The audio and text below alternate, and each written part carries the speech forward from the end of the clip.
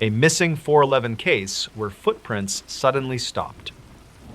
The footprints in the morning frost did not fade away slowly, nor did they show any signs of a struggle or a sudden violent fall. They simply stopped.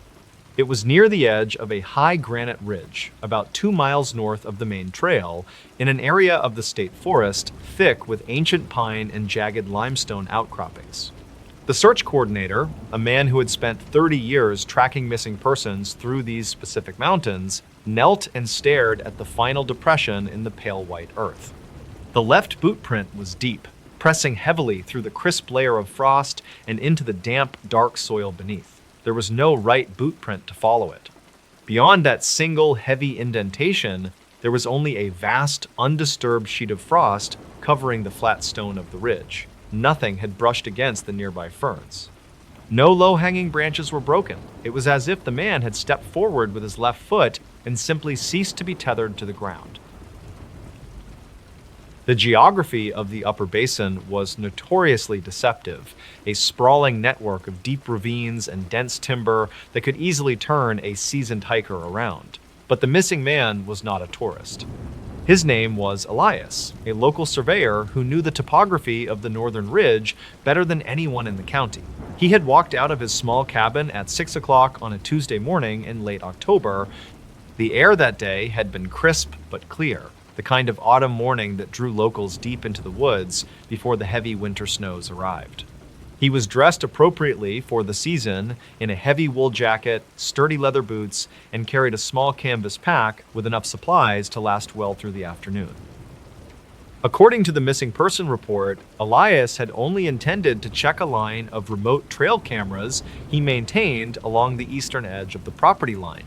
His wife told the 911 operator that he knew every stone and creek in that section of the woods. He had promised to return by noon for lunch. When 3 o'clock in the afternoon passed with no sign of him, a quiet, creeping unease settled over the house. When dusk arrived, bringing with it a sharp drop in temperature and the deep, total darkness of the mountain valley, that unease turned into a pressing emergency. By midnight, the first official search teams had already assembled at the trailhead with high-powered flashlights, radios, and a team of tracking dogs. The tracking dogs provided the first clear indication that this would not be a standard search and rescue operation. The handlers brought 3 experienced bloodhounds to the front porch of the cabin, allowing them to catch Elias's scent from a worn flannel shirt. Initially, the dogs performed exactly as trained. They pulled eagerly at their long leashes, leading the handlers up the familiar winding incline behind the property. They moved swiftly for the first hour, cutting through the dense, dark timber with absolute purpose, their noses close to the damp earth. But as the search party crossed the lower tree line and entered the shadow of the upper ridge, the behavior of the animals drastically changed. The lead dog suddenly stopped pulling. It lowered its head, sniffing frantically at a single patch of dead, frozen grass, before letting out a low, trembling whine and backing away. Within minutes, all 3 dogs sat rigidly in the cold dirt, refusing to take another step forward. They did not bark at the darkness. They did not circle looking for a lost scent. They simply sat close to their handlers, staring up into the black canopy of the towering pines, shivering violently despite their thick coats. The handlers eventually had to carry the dogs back down the trail, leaving the human volunteers to push forward alone. Witnesses in the search party later claimed that the woods felt entirely dead that night.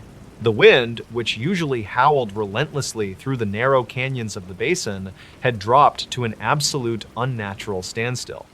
The silence was so profound and heavy that the searchers could hear the blood rushing in their own ears, and the rhythmic squeak of their waterproof gear seemed to echo for miles. Usually, the forest at night was alive with the rustling of small animals in the underbrush, the sharp creak of settling wood, and the distant, lonely call of owls. But on that night, several seasoned rangers reported feeling an immense, suffocating pressure in the air, as if they were walking through the interior of a massive, soundproof room. Every beam of light sweeping through the trees seemed to stop short, swallowed by an unusual density in the dark. At 3:30 a.m., a team of volunteers sweeping the floor of the lower ravine found the first physical piece of evidence. It was Elias's canvas backpack sitting perfectly upright on the flat, mossy surface of a large river boulder. It had not been dropped in a panic or thrown aside in a rush. The shoulder straps were neatly arranged, tucked carefully beneath the base of the bag, and all the buckles were securely fastened. Inside, they found his metal water bottle entirely full, alongside his compass and a spare pair of heavy insulated gloves. The most unsettling detail of the discovery was the placement of his two-way radio. It was resting perfectly balanced on top of the closed backpack. The power switch was turned on, indicating the battery was still alive, but the volume dial had been rotated completely down to zero. It was a bizarre and troubling contradiction. A man lost or injured in the wilderness relies on a radio as his primary lifeline to the outside world. To deliberately silence the device and abandon it so carefully on a rock suggested either a calm, intentional choice to vanish or a state of mind that could no longer comprehend the concept of rescue. As the sun finally rose, casting long, pale, gray shadows across the basin, the trackers located a distinct set of boot prints in the soft mud near the boulder. The tracks clearly belonged to Elias, perfectly matching the heavy, deep-lug tread pattern of his winter boots, but the path they carved through the landscape made no logical sense. Instead of heading back down the gradual slope toward the safety of the valley and the highway, the prints turned away from home. They aimed directly toward the steepest, most unforgiving section of the mountain, a tangled mass of briars and loose scree. According to the lead rescue coordinator, the stride of the footprints was deeply alarming. The distance between the left and right impressions was impossibly wide. The spacing suggested that Elias was either running at a breakneck, desperate speed up a 45-degree incline, or taking massive, leaping bounds through thick underbrush that should have been physically impenetrable. A human being could not maintain that kind of momentum up a mountain face without tripping, stumbling, or leaving signs of broken branches and crushed vegetation. Yet, the tracks were clean, perfectly spaced, and relentless in their upward trajectory. 200 yards further up the punishing incline, the team found another piece of the puzzle, and it only deepened the growing sense of dread. Draped carefully over a low-hanging hemlock branch was Elias's heavy wool winter jacket. It was not torn, snagged, or hastily discarded. It had been meticulously unbuttoned, taken off, and folded neatly over the damp wood. The temperature in the valley had dipped to 28 degrees overnight. Stripping off a primary layer of winter clothing in sub-freezing conditions is a recognized symptom of late-stage hypothermia, a fatal phenomenon known as paradoxical undressing, where a freezing brain falsely signals to the body that it is burning up. Yet, the veteran trackers noted immediately that the timeline for hypothermia simply did not fit the physical evidence. Based on the distance from his cabin, Elias would have reached this specific spot only 2 or 3 hours after leaving home, far too early for the deep, delirious final stages of freezing to set in. Furthermore, the victims of hypothermia walk with a staggering, chaotic gait as their motor functions shut down. Elias's footprints leading away from the abandoned jacket remain straight, deep, and incredibly wide, showing a level of physical power and purpose that directly contradicted the symptoms of a dying man. At 9:15 a.m., the radio operator stationed back at the base camp experienced a highly unusual anomaly. For several uninterrupted minutes, a burst of thick, heavy static broke through the primary search and rescue channel. The operator attempted to clear the frequency, asking for any team in the field to identify themselves and report their status. The static did not break. Instead, it slowly shifted in tone and pitch, forming a rhythmic mechanical pulse that sounded almost like heavy, labored breathing, echoing through miles of empty, hollow pipe. Behind the dense wall of static, faint, metallic clicking sounds began to echo in a slow, deliberate, and entirely unnatural pattern. The transmission lasted for exactly 2 minutes before the channel snapped back to dead, empty silence. The operator immediately radioed all the search teams in the field. Every unit confirmed that their radios were secure and none of them had triggered their microphones. The origin of the signal was never traced, and no other frequencies in the area reported the interference.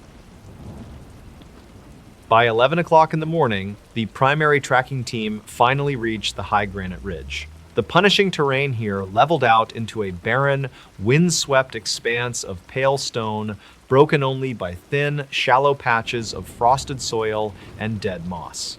This was the exact location where they found the final, impossible sequence of footprints. They followed the wide, bounding strides across a shallow depression of dirt that led toward the sudden drop-off of the cliff. The tracks moved in a perfectly straight, unwavering line. The searchers walked parallel to the prints, giving them a wide berth, deeply careful not to disturb the evidence. They counted exactly 12 massive steps across the morning frost. And then there was the 13th step. The left boot drove deep into the soft, yielding earth, crushing a thick layer of dead green moss. The toe of the print was angled slightly forward, deeply embedded, implying a tremendous amount of forward momentum. But there was absolutely no right footprint to follow it. The trackers instantly fanned out, circling the immediate area in a wide 50-foot radius. They shone high-powered flashlights into the narrow, dark crevices of the surrounding rock. They swept the distant tree line, looking for any sign of broken timber. They looked for signs that Elias had jumped to another rock, but the nearest boulder was 30 feet away. They looked for signs of a sudden fall, a dragging rope, or the massive sweeping tracks of a large predator that might have carried a man away. There was nothing to be found. The earth was entirely undisturbed. The delicate crystalline frost on the granite just inches away from that final boot print remained entirely intact, glittering like broken glass under the cold, pale sunlight. The trail simply ceased to exist. As the searchers stood in a circle around the impossible end of the trail, the atmosphere in the upper basin violently shifted. The oppressive, heavy silence of the morning was suddenly broken by a deep, low humming wind that seemed to vibrate directly through the thick rubber soles of their boots.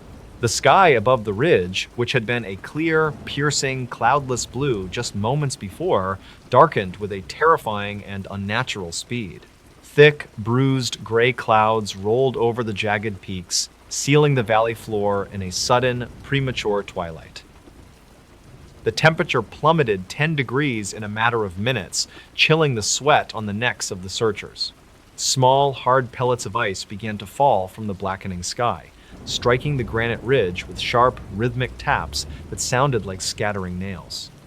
The lead rescue coordinator knew the brutal protocol for sudden mountain weather. A squall moving this fast in the upper basin could easily trap, freeze, and kill an entire team of experienced men. Reluctantly, with a heavy heart, he keyed his radio and gave the absolute order to abandon the ridge and fall back to the staging area. The men cast one last, long look at the single, final boot print resting alone in the frost before turning away and beginning the dangerous descent. By the time they reached the safety of the lower tree line, the snow was falling in heavy, blinding horizontal sheets. The unseasonal storm locked the mountain down for 3 full days, burying the high ridge under 4 feet of dense, heavy, wet snow. The weather effectively erased the strange trail, destroyed any remaining scent markers, and buried whatever evidence might have been left on the stone. When the deep thaw finally came weeks later, local rangers made one last quiet attempt to search the high areas of the basin. They did not find Elias. They did not find his remains, his missing clothing, or his other boot. They did, however, find one of the remote trail cameras he had gone out into the woods to check on that very first morning. It was strapped tightly to the trunk of an old birch tree about 1 mile south of where his footprints had inexplicably vanished. The plastic outer casing of the camera was deeply cracked, and the battery cover was missing, but the memory card sealed inside the waterproof housing was miraculously still intact. Investigators pulled the memory card and reviewed the digital footage in a locked, windowless room back at the local ranger station.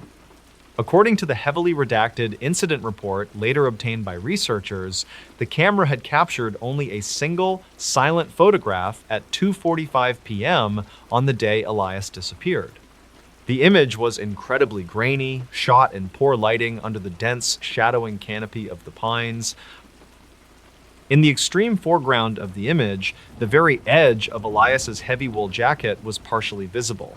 It was slightly out of focus and blurred, capturing the exact moment he was walking past the hidden lens. But the true focus of the camera's automated sensor was drawn to the distant background. Deep in the dark, tangled timber, perfectly aligned with the direction Elias was walking, the shapes of the ancient trees appeared strangely distorted and bent. The shadows in the photograph did not match the natural angle of the afternoon sun.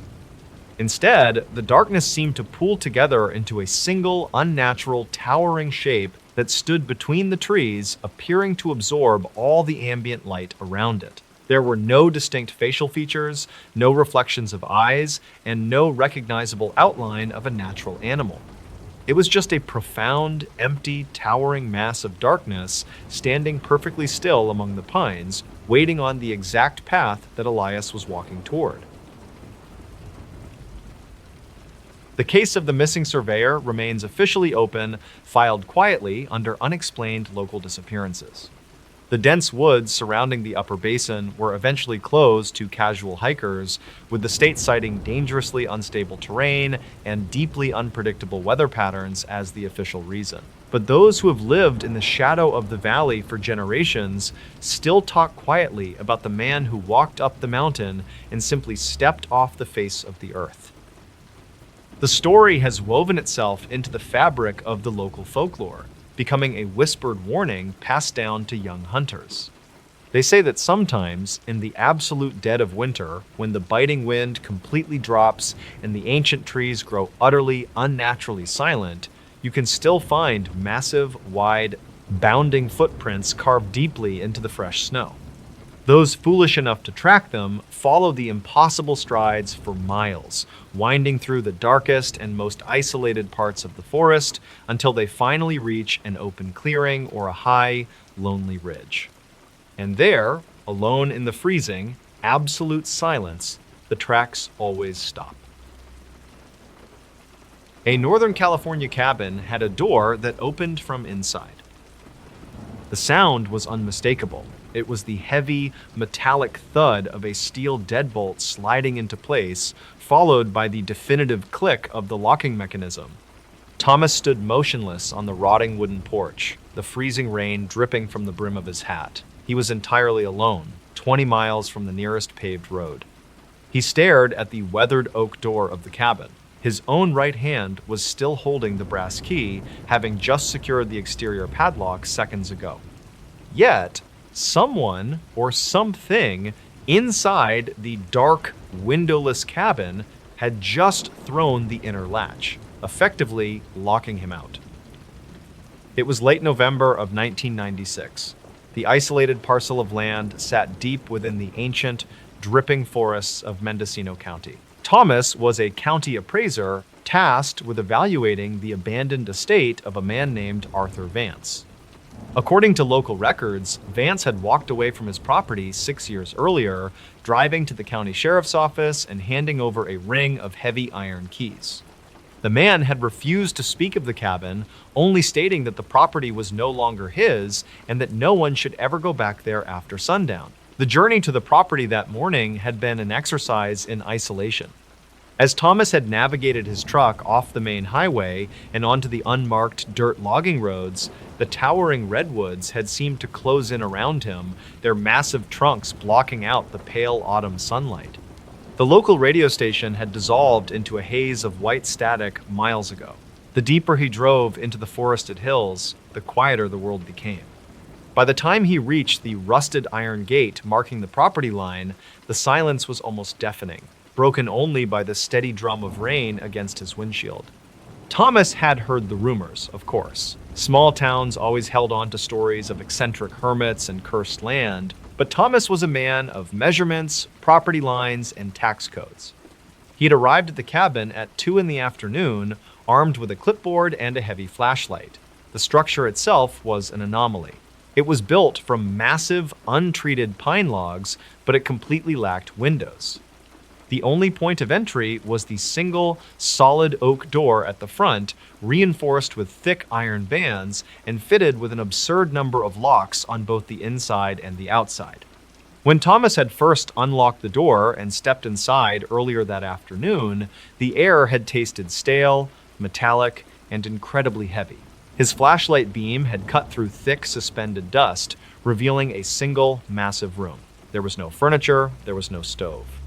There were only bare wooden floorboards sloping inexplicably toward the exact center of the room. In the corners, thousands of dead, desiccated flies were swept into neat, deliberate piles. The atmosphere had been so intensely oppressive that Thomas had found it difficult to draw a full breath, as if the room itself was actively rejecting his presence. By 4:30 p.m., the pale winter sun had dipped behind the towering redwoods, plunging the forest into a deep, premature twilight. A heavy, freezing rain had begun to fall. Thomas had decided to end his inspection early, eager to escape the suffocating air of the cabin. He had stepped out onto the porch, pulled the heavy oak door shut, and threaded a thick steel chain through the exterior iron hasps, securing it with a heavy brass padlock. He had turned the key, satisfied that the structure was completely sealed. And that was when he heard it. The unmistakable sound of the interior deadbolt sliding shut. Thomas stood on the porch, his hand resting on the wet iron chain. He leaned his ear against the damp wood of the door. He held his breath, straining to hear any movement from within. There was only silence, the heavy, dead silence of an empty room.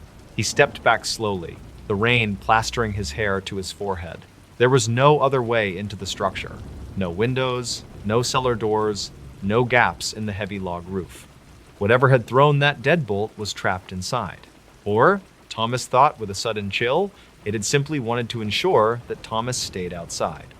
He slowly backed down the wooden steps, his boots sinking into the muddy ground, keeping his eyes fixed on the blank wooden door until he reached the safety of his truck.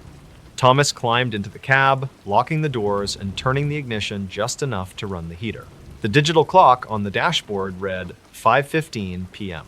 He wiped the condensation from the inside of the windshield, peering through the driving rain at the dark shape of the cabin. The wind picked up, violently thrashing the branches of the surrounding pines, but the cabin stood immovable, a black void against the gray trees. Hours dragged by in agonizing slowness. The rain transitioned into a steady, freezing mist. By midnight, Thomas had managed to drift into a shallow, uneasy sleep, his head resting against the cold glass of the driver's side window. He was awakened abruptly by a sound that cut cleanly through the white noise of the weather. It was a low, rhythmic thud. It sounded like heavy, deliberate footsteps pacing back and forth across the hollow floorboards of the cabin. Thomas sat up slowly, his heart hammering against his ribs. He looked toward the structure. It was barely visible in the heavy fog that had rolled in from the coast. The thudding continued. 4 steps in one direction. A pause. 4 steps back.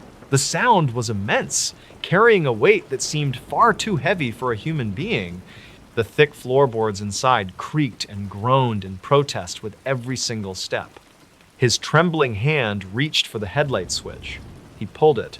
The high beams violently illuminated the clearing, casting stark, shifting shadows against the front of the cabin.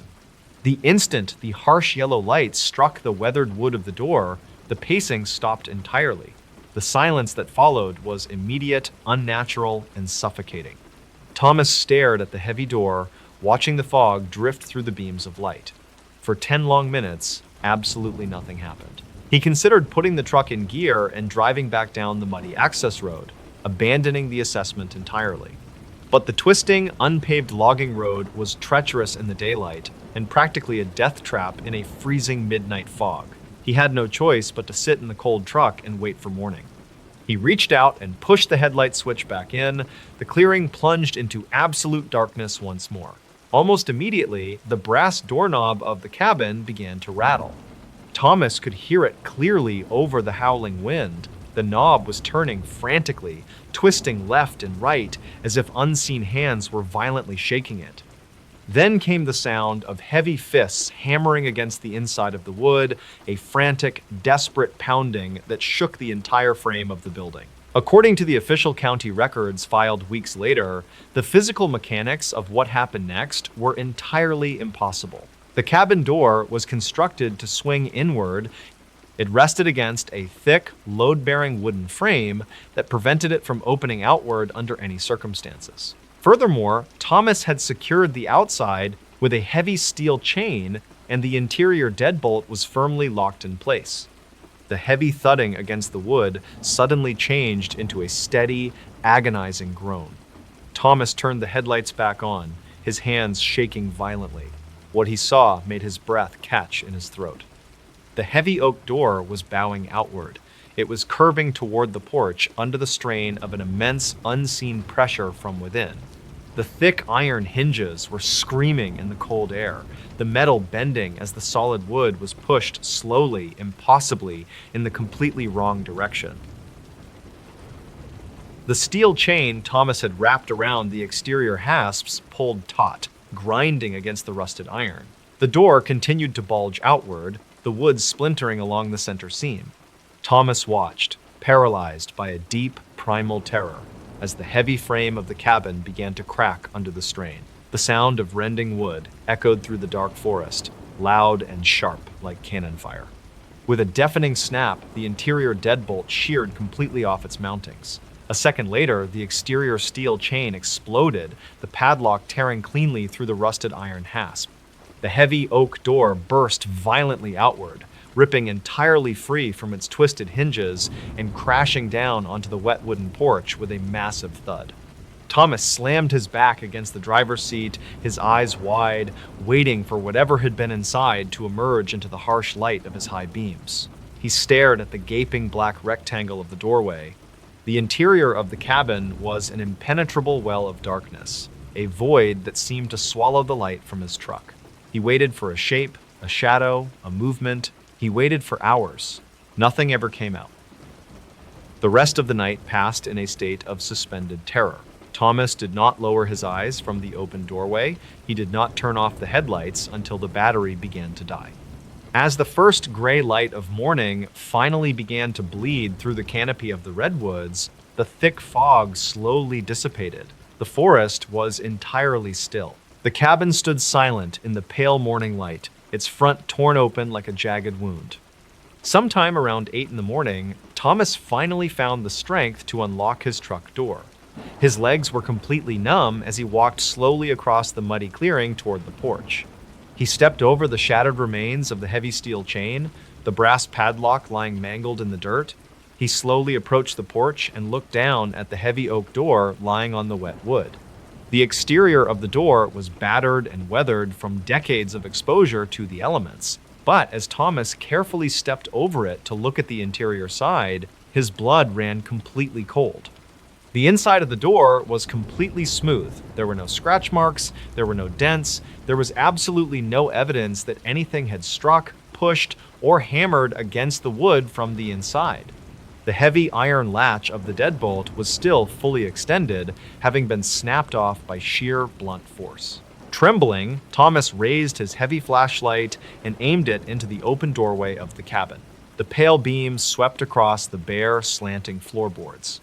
The neat piles of dead flies in the corners were completely undisturbed. But what haunted Thomas, and what would eventually force him to abandon his career entirely, was the dust. The thick gray layer of dust coating the floor of the cabin was perfectly even, pristine, and entirely unbroken. Not a single footprint marked the floor. Nothing had walked across the room to slide the deadbolt shut the evening before. Nothing had paced back and forth in the darkness during the night. And nothing had pressed against the heavy oak door to force it open. The structure had simply locked itself, held its breath in the dark, and then violently torn itself open from the inside out. Local residents still refused to hunt in that specific section of the Mendocino woods. The abandoned property remains entirely unsold. According to local hunters, who occasionally wander too close to the property line, the cabin is still standing, slowly rotting away into the forest floor. They say that on quiet winter nights, if you stand near the rusted iron gate, you can hear the distinct sound of heavy, dragging footsteps pacing back and forth in the darkness, waiting patiently for someone to bring a new door and try to lock it again. A case from 1998 in the Smoky Mountains was never closed. The dark green canvas backpack was found resting perfectly upright on a moss-covered log 7 miles off the designated trail. It was unzipped just enough to let the morning rain gather inside, yet the exterior remained unnaturally clean. There was no mud on the straps, no tear in the fabric from the dense thorns of the surrounding rhododendron thickets.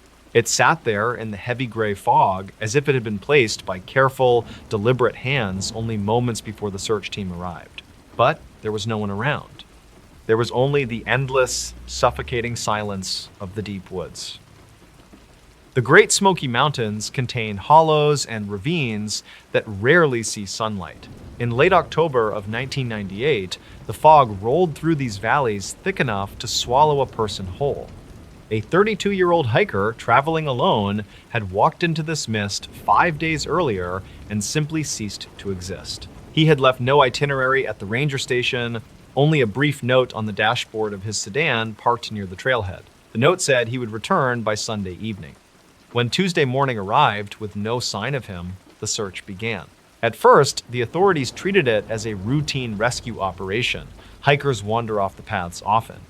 They twist ankles in the slick rocks, they lose their bearings in the sudden shifts of weather, they hunker down and wait for the flashlights of the search parties. But by the 4th day, the mood among the volunteers had shifted. The tracking dogs, usually reliable even in the damp mountain air, began to behave strangely. They would pull their handlers toward a specific ravine only to stop dead at the tree line, whine, and refuse to step any further into the brush. The discovery of the backpack on the 5th day was the first concrete piece of evidence. Inside, investigators found a spare wool sweater, a half-empty canteen, a topography map folded perfectly along its creases, and a single roll of 35mm film. There was no food, no compass, and no sleeping bag. The lead ranger noted in his report that the placement of the bag felt wrong. It was perched too precariously on the rotting log. A sudden gust of wind or the brush of a passing animal would have knocked it into the mud. It seemed staged, left behind as a marker for something the search party could not see. That evening, a severe storm grounded the helicopters and forced the search teams back to the staging area. The rain pounded the metal roof of the temporary command center, drowning out the static of the radio equipment. It was a miserable, cold night. Around 2:15 a.m., the radio operator caught a faint transmission on a closed channel used only by the park rangers. It was brief, just a few seconds of an open microphone. According to the official logs, there was no voice on the other end. There was only the rhythmic sound of a shovel striking soft, wet earth. Over and over, with a heavy, exhausted breathing layered underneath, the operator called out, asking for identification, assuming a ranger was out in the storm trying to free a trapped vehicle. The digging sound stopped. For a long moment, there was only the hiss of static. Then, a slow, deliberate click as the transmitter was turned off. The operator logged the event, feeling a sudden chill that he could not explain. The following morning, a specialized tracking team descended into the hollow where the backpack had been found. The rain had washed away most of the forest floor, turning it into a river of brown sludge. Yet, incredibly, they found footprints. They were isolated, appearing abruptly in a patch of soft clay near a swollen creek. But the stride of the prints was unnatural. The distance between the left foot and the right was nearly 6 feet. No human could walk with a stride that wide without running, yet the depth of the impressions suggested a slow, agonizingly heavy walk. The footprints did not trail off. They simply stopped. The final print was sunk deep into the clay, right at the edge of a sheer drop-off that plummeted 70 feet into a gorge of jagged slate. The searchers peered over the edge, expecting to find a broken body at the bottom, but there was nothing. No torn branches, no disturbed rocks, no blood, just the rushing water of the creek far below. A photographer with the search unit took 3 Polaroid pictures of the strange tracks. He placed them in a manila folder, sealing it with standard evidence tape. The folder was handed over to the chief investigator and locked in the evidence safe at the main ranger station that afternoon. The investigation was moving from a rescue mission to something much darker, though no one wanted to say it out loud. 3 days later, 2 local hunters who had joined the search effort reported finding a campsite. It was located an impossible 14 miles deep into the park in a sector of wilderness that was virtually impenetrable due to deadfall and briars.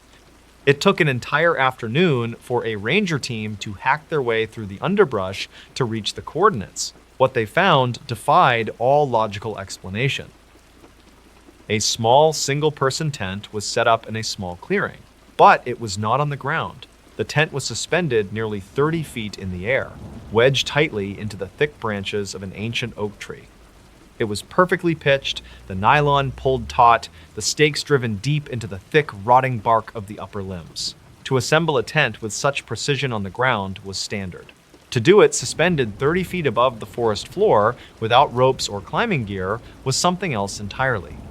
A climber was brought in to scale the oak and inspect the tent. The rest of the team waited below in the silence of the growing dusk. According to the climber's statement, the zipper of the tent was secured from the outside. When he carefully pulled it open, shining his flashlight into the dark nylon cavity, he found it completely empty. But it was not undisturbed. The floor of the suspended tent was covered in a thick layer of crushed, dry autumn leaves, arranged perfectly into the shape of a sleeping human figure. The unnerving discoveries began to take a toll on the search teams. Volunteers stopped showing up, rumors began to circulate in the surrounding towns. Locals spoke of the old legends of the mountains, of things that lived deep in the hollows that could mimic the shapes of the lost. The police officially dismissed these rumors, focusing instead on the tangible evidence gathered so far. But the tangible evidence was about to become a problem. The lead investigator requested the manila folder containing the Polaroid photographs of the bizarre footprints. He unlocked the secure safe at the station, a safe to which only 3 people had the combination. He pulled out the folder. The evidence tape was still perfectly sealed. The signature across the seam was unbroken. But when he cut the tape with his pocket knife and opened the folder, it was empty. The photographs were gone. There was no logical way they could have been removed without tearing the envelope or breaking the seal.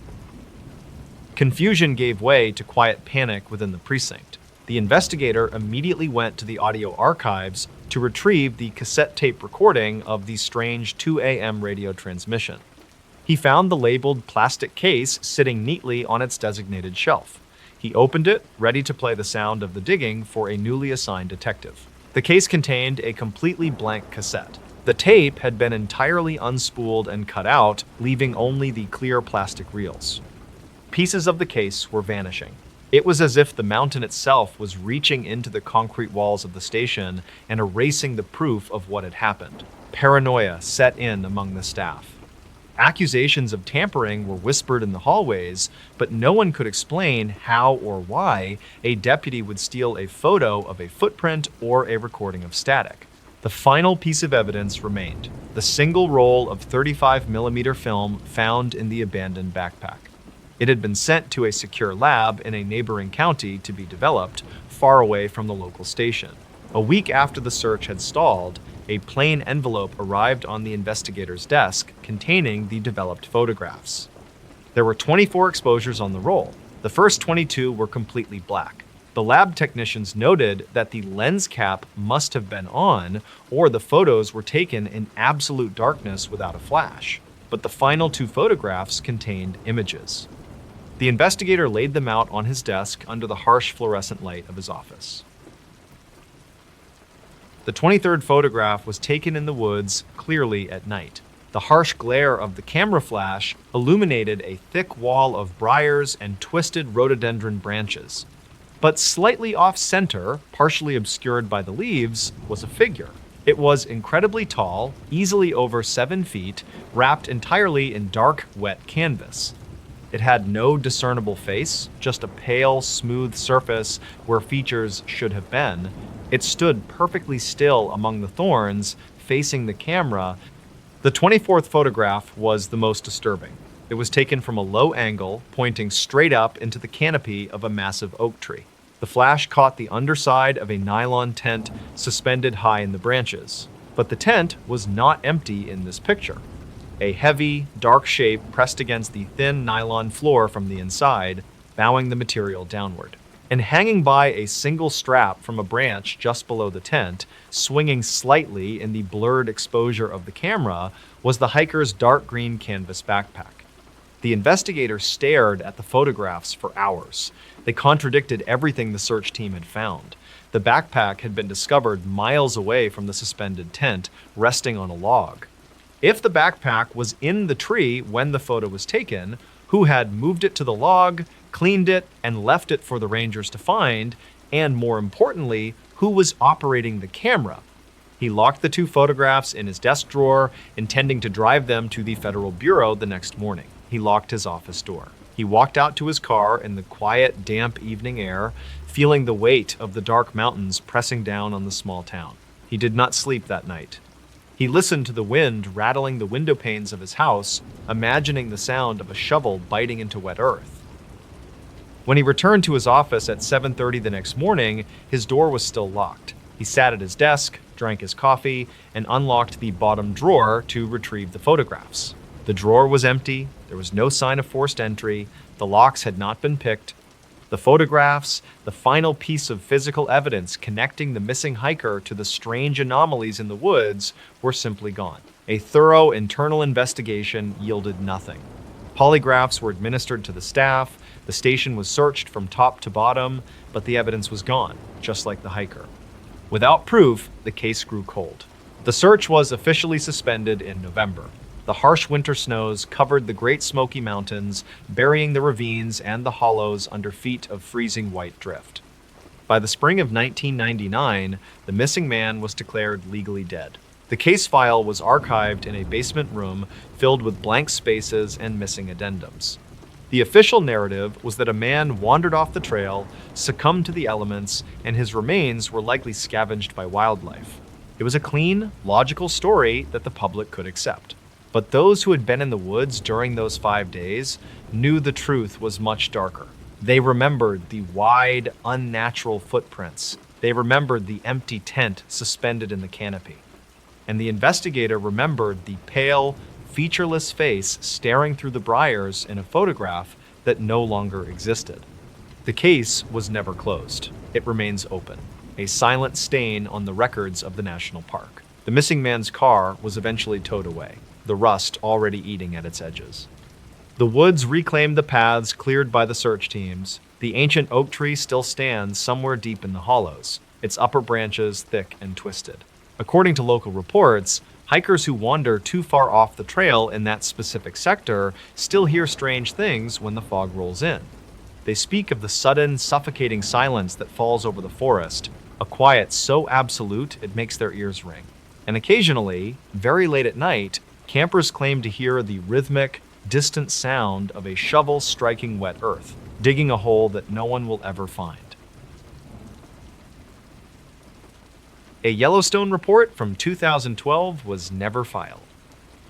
The smell was the first thing that confirmed something was terribly wrong in the clearing, a heavy scent of scorched copper and sulfur that hung unnaturally still in the cold mountain air.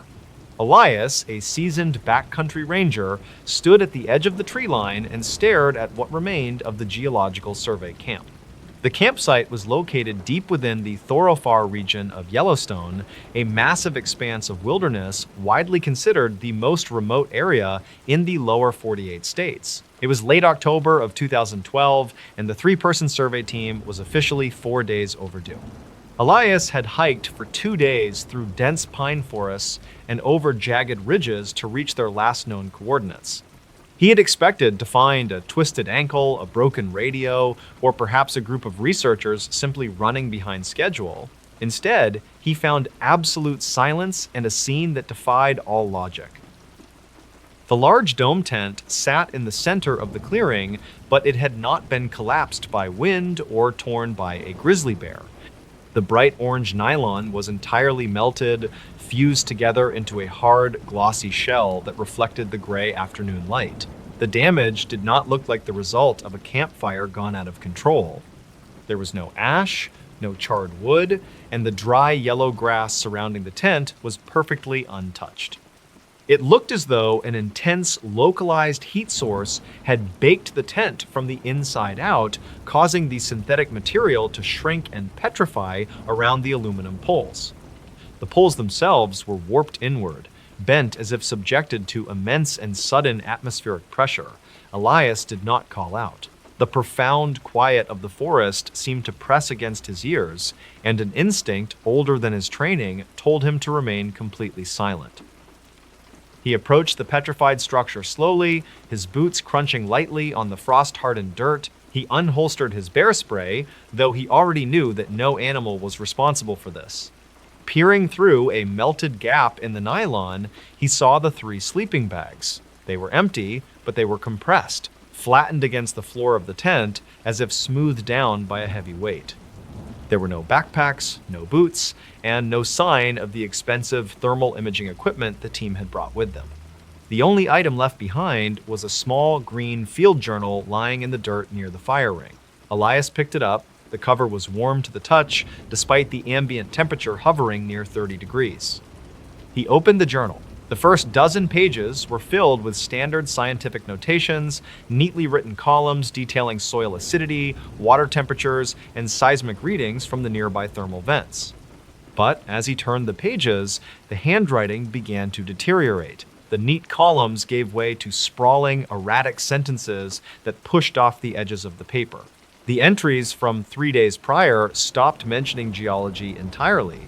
Instead, the lead researcher had written repeatedly about a low, vibrating hum that seemed to emanate not from the ground, but from the empty spaces between the trees. The final entry, written in a frantic, pressing hand, consisted of only one sentence. It read, "The shadows are unlatching from the pines, and they do not cast themselves on the ground."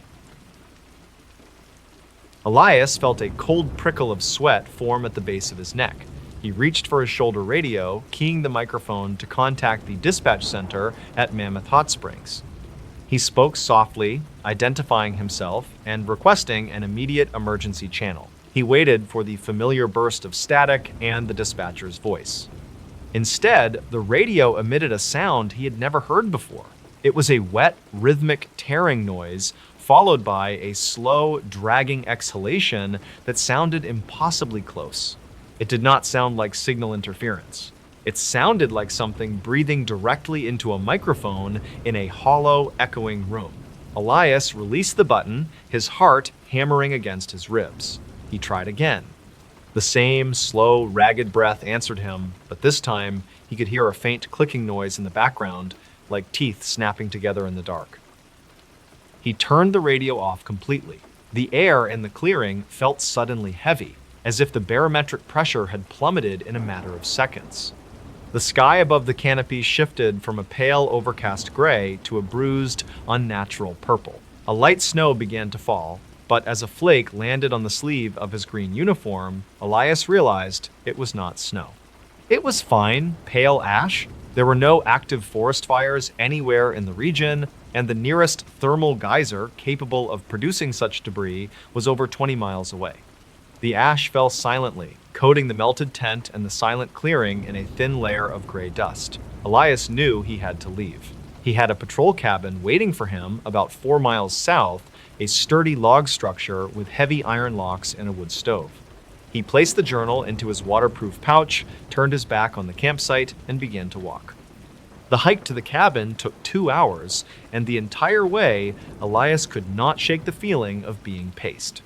He heard no twigs snap, no heavy footsteps in the underbrush, but the woods were entirely devoid of wildlife. Not a single squirrel chattered, and no birds called from the high branches. The silence was oppressive, heavy enough to make his ears ring. Every time he stopped to check his compass, he felt a strange, cold pressure on the back of his neck, the distinct sensation of being observed by something that understood exactly what he was doing. When the small, dark shape of the Thorifar patrol cabin finally appeared through the trees, Elias felt a wave of relief so intense it made his knees weak.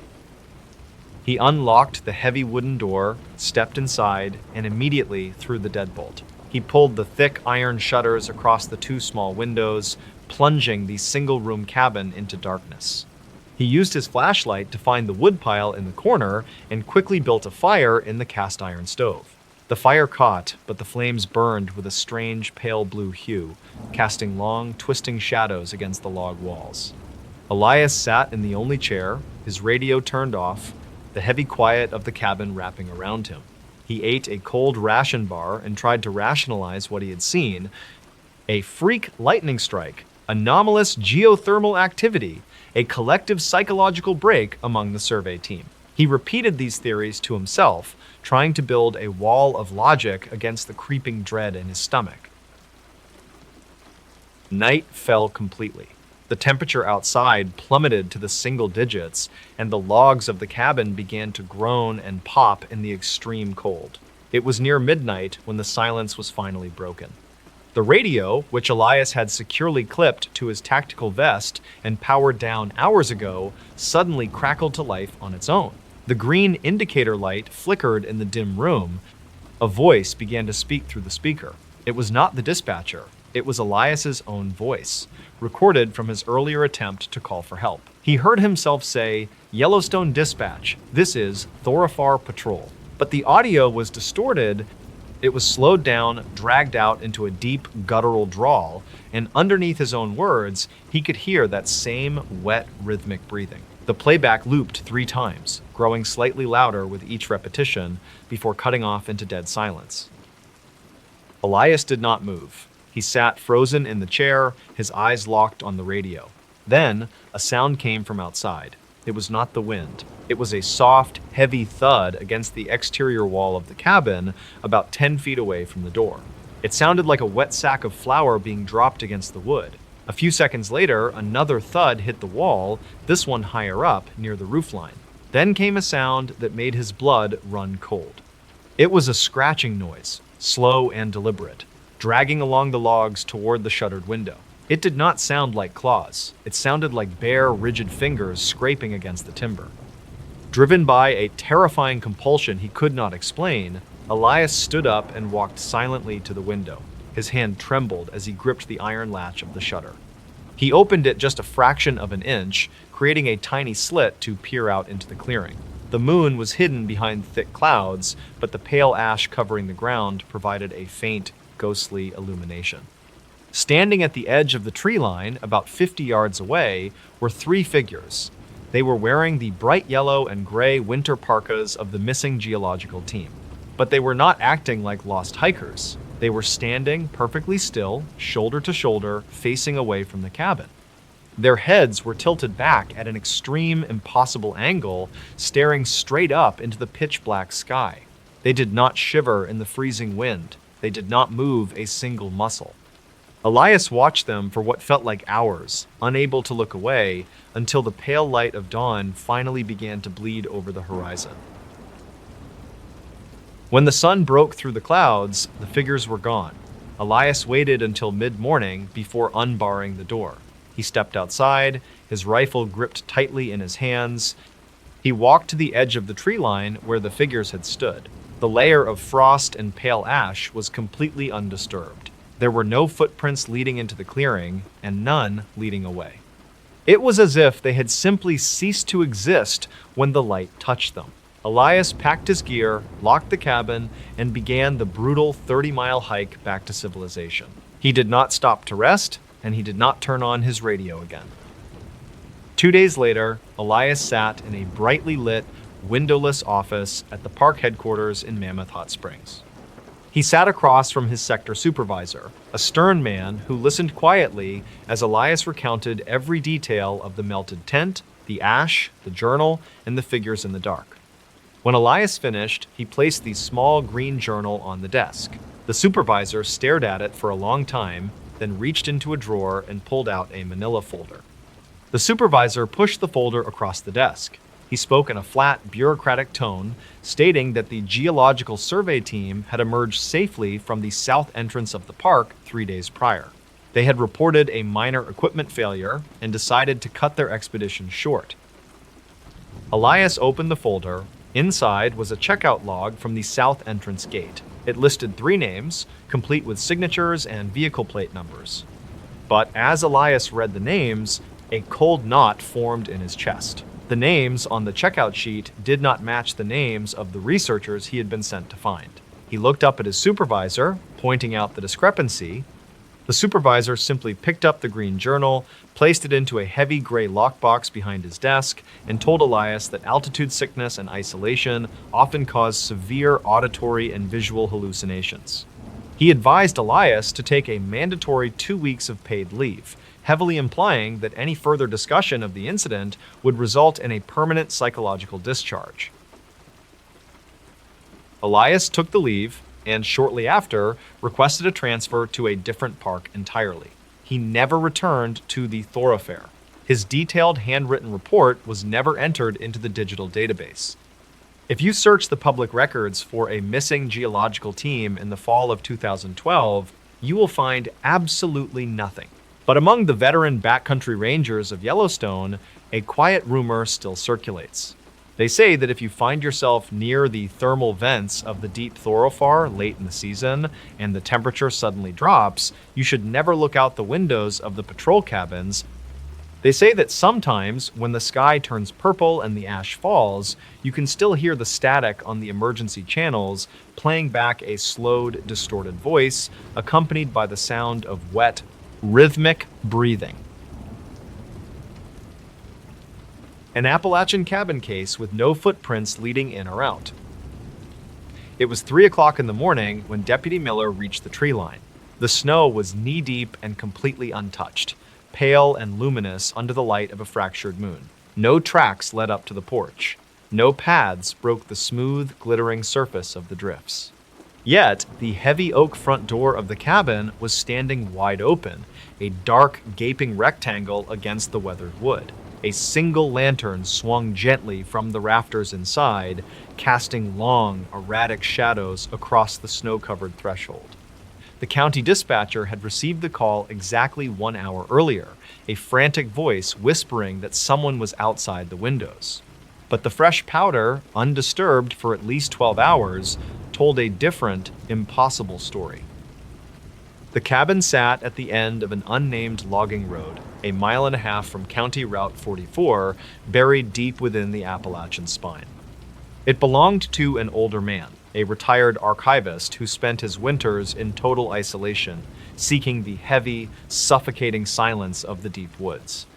For nearly 20 years, the man had never called emergency services. He was known in the nearest town only as a shadow who bought bulk supplies in November and disappeared until the spring thaw. But according to the 911 operator who took the call at 2:15 a.m., the man had been entirely coherent, speaking in a low, terrified hush. He claimed he could hear heavy, wet footsteps circling the exterior walls, pressing against the glass. He said they sounded like someone walking in soaked leather boots. Miller stood at the edge of the clearing, his breath pluming in the freezing air. The temperature was 10 degrees below zero, cold enough to make the moisture in his nose freeze with every inhalation. He aimed his heavy flashlight at the ground, sweeping the blinding beam across the expanse of snow, separating the forest edge from the cabin. Nothing. The snow was a pristine, glittering sheet stretching out for 50 yards in every direction. Not a single indentation, not an animal track, not a displaced branch. If someone had been circling the cabin just 45 minutes ago, they had done it without ever touching the ground. He approached slowly, forcing his way through the deep drifts, creating the only trail in the entire clearing. The silence was absolute, the kind of crushing quiet that makes the ears ring and the heart beat too loud. As he stepped onto the wooden porch, the boards groaned under his heavy winter boots. He drew his service weapon, his fingers stiff and clumsy inside his thick gloves. He called out, his voice swallowed instantly by the dense trees and the falling snow. No answer came from the dark interior. There was only the rhythmic creak of the swinging lantern, its fuel nearly exhausted, the flame sputtering and throwing wild, shifting shadows against the log walls. Miller crossed the threshold, stepping out of the wind and into the gloom. The inside of the cabin was freezing, the iron stove in the corner entirely cold, radiating a deep metallic chill. But there was a scent in the air that did not belong in the high mountains during winter. It was not the familiar smell of pine, wood smoke, or old paper. It smelled heavily of stagnant water, river mud, and wet, decaying earth. It was a thick, humid odor that clung to the back of the throat. He shined his light across the wooden floorboards, moving past the small kitchen area. There, clearly illuminated in the harsh white beam, was a trail of dark, wet footprints. The prints began abruptly in the center of the room, far from the doors and windows. They were large, the shape of a heavy work boot without treads, caked in thick, dark mud that was already beginning to freeze into rigid ridges on the floor. Miller followed the trail with his flashlight, his breathing growing shallow. The prints did not lead toward the open front door. They did not lead toward the rear window, which was bolted shut from the inside with a heavy iron latch. They walked in a tight, deliberate circle around a faded armchair facing the cold fireplace. The tracks overlapped, pacing over and over in the exact same loop, tracking freezing mud deep into the fibers of a braided wool rug. The armchair was empty. A thick wool blanket lay tangled on the floor beside it, as if someone had stood up in a blind panic, kicking it away. On the small wooden side table, a ceramic cup of coffee sat untouched. Miller stepped closer, careful not to disturb the muddy tracks, and pressed the side of the mug with his bare knuckle. It was still warm. The archivist had been sitting here, drinking coffee in the dead of the night, while something paced around him in tight, muddy circles. And then, the old man was simply gone, leaving no trace of a struggle and no tracks leading away. Miller raised his light, searching the rafters, the dark corners, the narrow loft above the bed. The cabin was a single open room with nowhere to hide. He walked toward the telephone mounted on the far wall near the pantry. The receiver was dangling by its coiled cord, swaying slightly, a faint dial tone hissing like static in the quiet room. Beneath the phone, a small yellow notepad lay open on a slanted wooden desk. A pen had rolled off the edge and lay on the floorboards. The final entry on the notepad was written in hurried, uneven handwriting, pressing so hard into the paper that the pen had nearly torn through the page. It was completely unlike the precise, careful script found in the rest of the notebooks stacked on the desk. The ink was still fresh, smeared at the edges by a trembling hand. It read simply, "They are not outside." The realization settled over Miller like ice water against the spine. The panicked call to the 911 operator had not been a plea for help against an intruder in the snow. It had been a desperate, fatal misinterpretation. The heavy, wet footsteps the man heard through the walls were not echoing from the woods, they were echoing from the floorboards directly behind his chair. Backup arrived 2 hours later, fighting their way up the snow-choked logging road with tire chains and floodlights. They found Miller sitting on the front porch, staring out at the unbroken expanse of snow, his radio turned off. They tore the cabin apart, looking for hidden compartments or cellar doors, but found nothing but solid earth beneath the foundation. They searched the woods for a radius of 5 miles, bringing in tracking dogs at dawn. The dogs refused to approach the cabin, whining and pulling back toward the cruisers. They dragged the frozen creek down in the valley. They found no trace of the archivist, not a single scrap of clothing, not a drop of blood. Furthermore, they found no explanation for the mud inside the cabin, which laboratory testing later revealed was composed of brackish sediment from a coastal swamp basin located over 400 miles away. The case file was eventually boxed away, labeled as an unsolved disappearance, though the details were heavily redacted in the public reports. Local residents rarely speak of the old cabin, and even seasoned hunters refuse to track through that specific section of the woods during the winter months. To this day, the official records maintain the impossible contradiction of that night. The wet mud inside the cabin remained frozen onto the floorboards for weeks. The snow outside remained perfectly undisturbed until the spring thaw melted it away. The archivist never walked out of that front door. But something else walked in, leaving its filth on the floor without ever taking a step across the snow. A Dartmoor report described a voice that matched his wife. Exactly.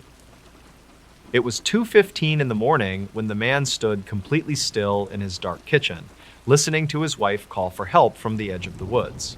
Her voice was trembling, cutting through the dense fog that rolled off the tree line, begging him to open the back door. The sound was distinct and terrified, carrying the exact pitch and slight rasp she always had when she was frightened. But he did not reach for the deadbolt. He kept his hand pressed flat against the cold wood of the doorframe, his breathing shallow, because he could hear the steady, rhythmic breathing of his actual wife drifting down the stairs from their second-floor bedroom. The property sat at the end of a long, unpaved gravel road in Dartmoor County, a deeply rural stretch of the Pacific Northwest known for its oppressive weather and vast, unbroken tracts of pine forest. According to local records, the area had always struggled with a spotty telephone network and a peculiar acoustic phenomenon. Sound traveled strangely across the damp valleys. A falling tree could sound like a gunshot, and the wind moving through the ravines often mimicked the drone of a low-flying airplane. But the voice filtering through the glass of the kitchen door was not a trick of the wind. It was a precise, flawless replication of a human voice layered with artificial emotion. The man, whose name was detailed in later police reports only as Thomas, remained in the dark. Outside, the pleading continued. The voice repeated the same 3 phrases in a loop. It asked him to come outside, it said it was cold, it said it had lost the flashlight. Thomas realized with a sinking sickness that these were the exact phrases his wife had used 3 years earlier during a camping trip in another state when she had briefly lost her way near their tent. The cadence was perfectly preserved, like an audio recording pressed into the damp night air. A heavy silence fell over the yard. The voice stopped mid-sentence, cutting off abruptly without any natural fade or intake of breath. Thomas pressed his cheek against the frosted glass of the back window, peering out into the impenetrable blackness. There was no movement near the tree line. The motion sensor light attached to the garage, which was sensitive enough to trigger when a stray deer wandered past, remained completely dark. Yet, he could hear the unmistakable sound of wet leaves compressing under heavy, deliberate footsteps. They were moving closer to the house, but the rhythm was entirely wrong. It sounded like something walking on 2 legs, but the steps were spaced too far apart, dragging slightly with every second stride. According to the incident report filed days later, Thomas finally backed away from the door and retrieved a heavy steel flashlight from the kitchen counter. He did not turn it on.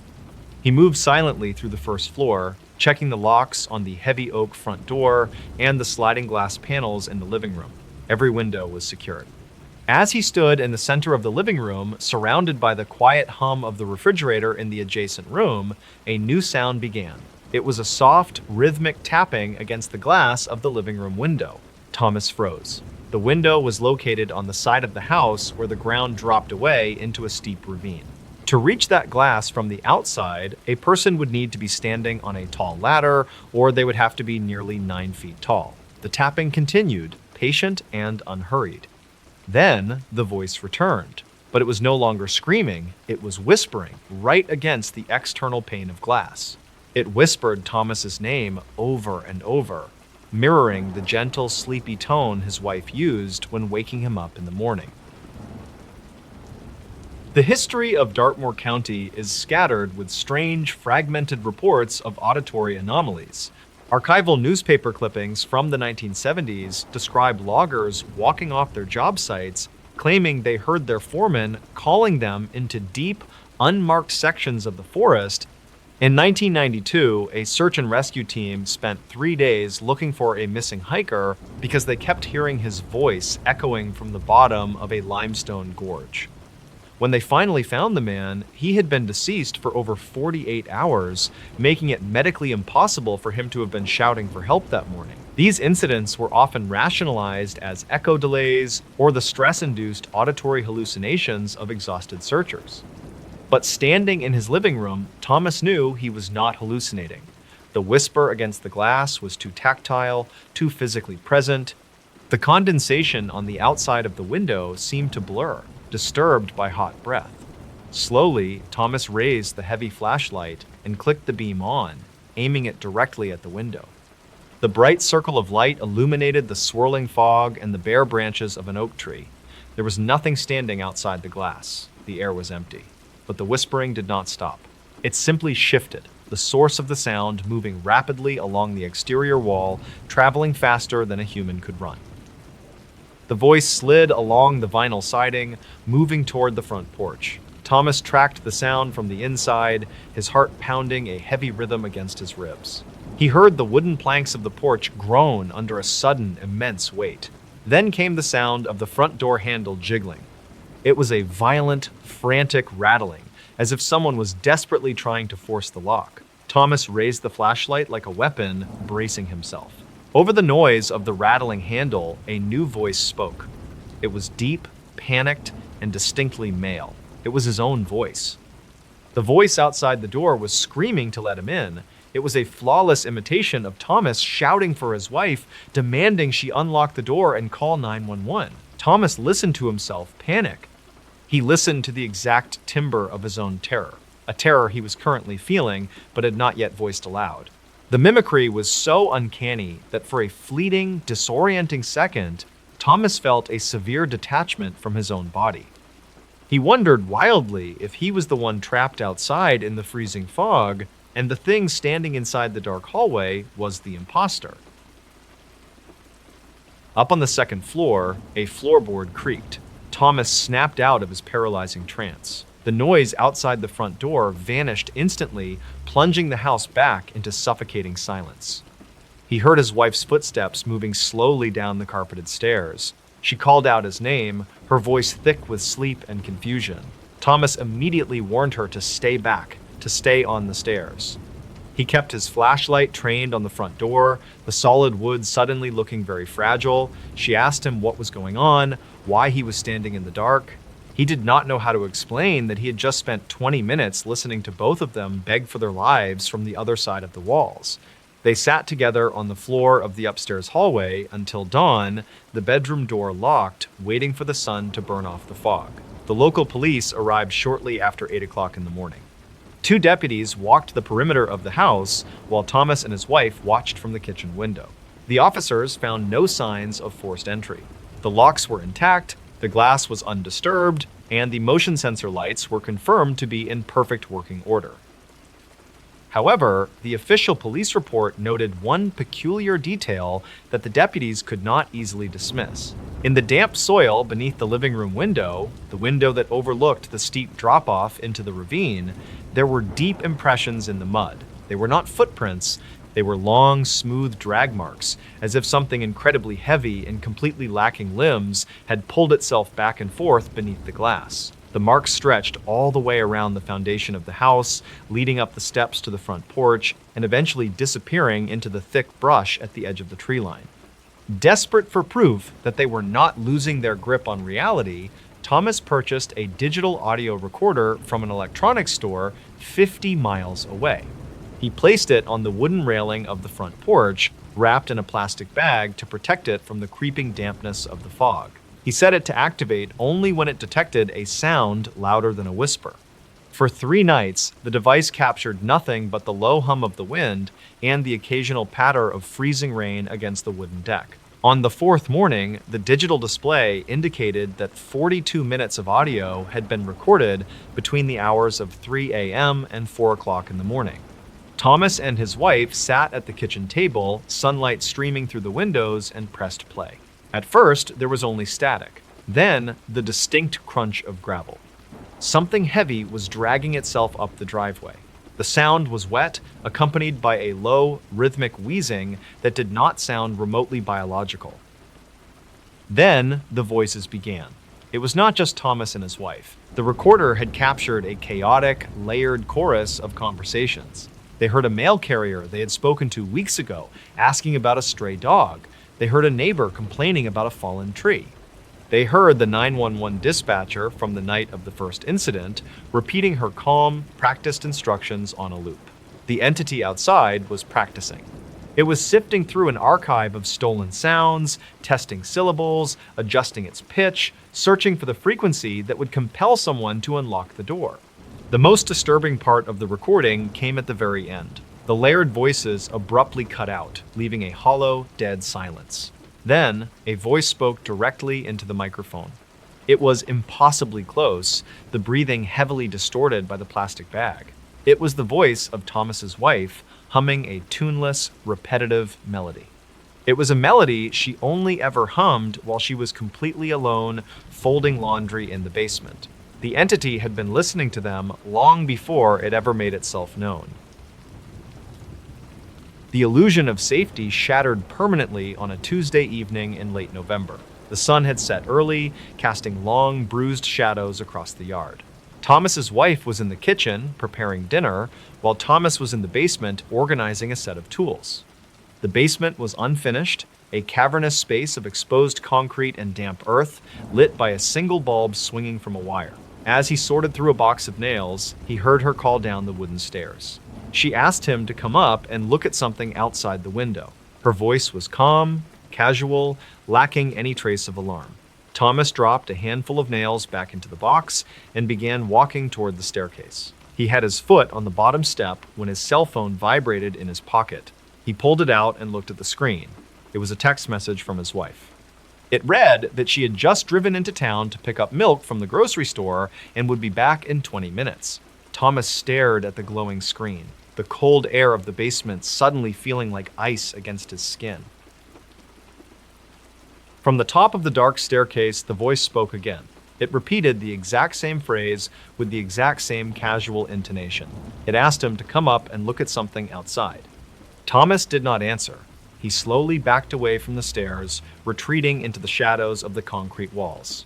He realized that the voice was not coming from the kitchen. It was coming from the narrow gap beneath the door at the top of the stairs, vibrating through the wood with an unnatural, mechanical precision. He stood in the damp darkness for what felt like hours, gripping a heavy iron wrench in his right hand. Above him, the pacing began.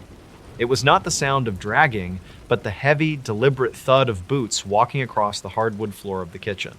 The footsteps matched Thomas's own gait perfectly. He listened as the entity moved through their home, opening cabinets, running the faucet, mimicking the mundane sounds of a quiet evening. It was playing house.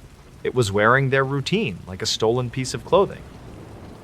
When the headlights of his wife's car finally swept across the driveway, the footsteps above him abruptly stopped. Thomas heard the front door open, heard his wife calling out a greeting, the rustle of paper grocery bags being set on the counter. He waited for another voice to answer her. He waited for a scream, but there was only silence, followed by her footsteps walking toward the basement door. She opened it and called down, asking why he was sitting in the dark. Her voice was real. The air in the house had returned to normal.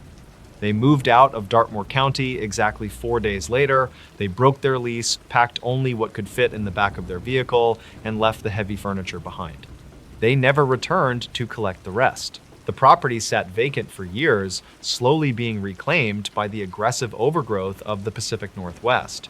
The windows became clouded with grime, and the roof eventually sagged under the weight of accumulated pine needles. But the legend of the Dartmoor mimic remains a quietly discussed topic among the locals who live near the state forest. Hikers are strictly advised to stay on marked trails and to never venture into the woods alone. The warning is not just for the risk of getting lost or encountering wildlife, it is because of the reports that still occasionally surface at the local ranger station. Reports of hikers hearing their own names called from the bottom of deep ravines, reports of missing campers whose voices are heard crying out in the fog, weeks after the search operations have been officially suspended. There is one detail from Thomas's final police report that locals rarely mention to outsiders. When he finally walked upstairs that night, after his wife had returned from the store, he noticed something resting on the kitchen counter. Next to the paper grocery bags was the heavy steel flashlight he had used during the first incident weeks prior. He had left it on his bedside table that morning, but there it sat, perfectly centered on the counter, still cold to the touch. The entity had not just mimicked their voices, it had left a quiet, mocking proof that it had been inside all along, watching them learn how to be afraid. A main case from 1994 involved knocking for 7 nights. It started on the second night of November 1994 at exactly 2:15 a.m. with a sound that did not belong in the deep, isolated woods of northern Maine. A heavy, rhythmic thudding against the thick, double-paned glass of a sliding patio door. Sarah Elias woke with a sudden, freezing jolt, the heavy woolen blankets pulled tightly up to her chin. The cabin was entirely dark, the surrounding forest swallowed by a black, moonless winter night. She lay perfectly still in her second-floor bedroom, her breath creating faint clouds in the freezing air, waiting to see if the sound had been born from a fading dream. 10 seconds later, the sound returned. It was methodical, blunt, and immensely heavy. 3 slow strikes, a long, agonizing pause, 3 more strikes. The Elias cabin was situated at the end of a 4-mile dirt logging road near the dense, sprawling shores of Moosehead Lake.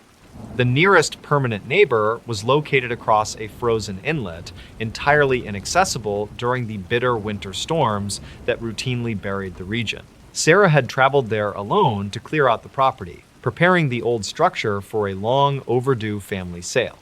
The power had failed hours earlier beneath the weight of ice forming thick layers on the remote power lines, plunging the house into complete darkness.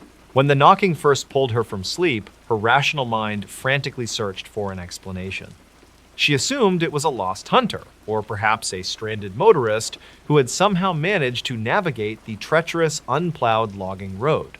But the wind outside was howling, driving sharp ice against the wooden siding of the house in a chaotic roar, while the knock remained distinct, unhurried, and perfectly timed.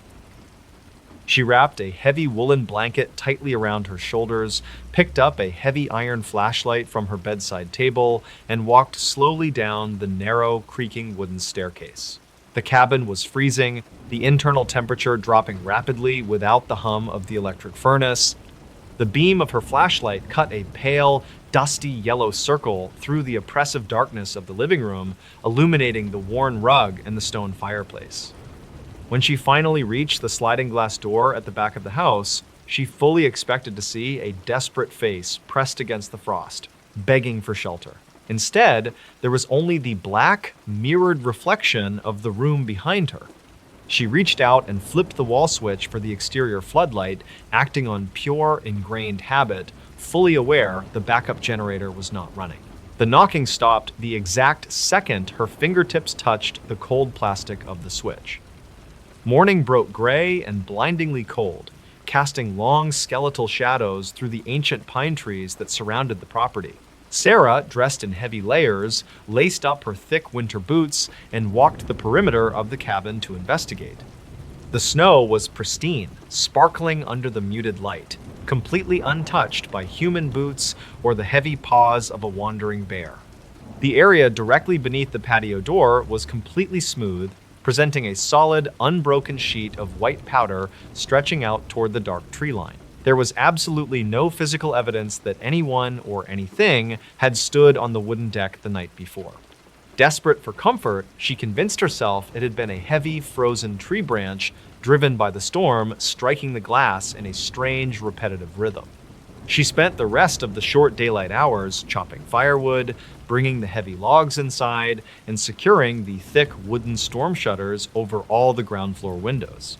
The second night thoroughly destroyed any comforting, rational theories she had built during the daylight hours. At exactly midnight, the knocking returned, but it was no longer testing the glass of the patio door.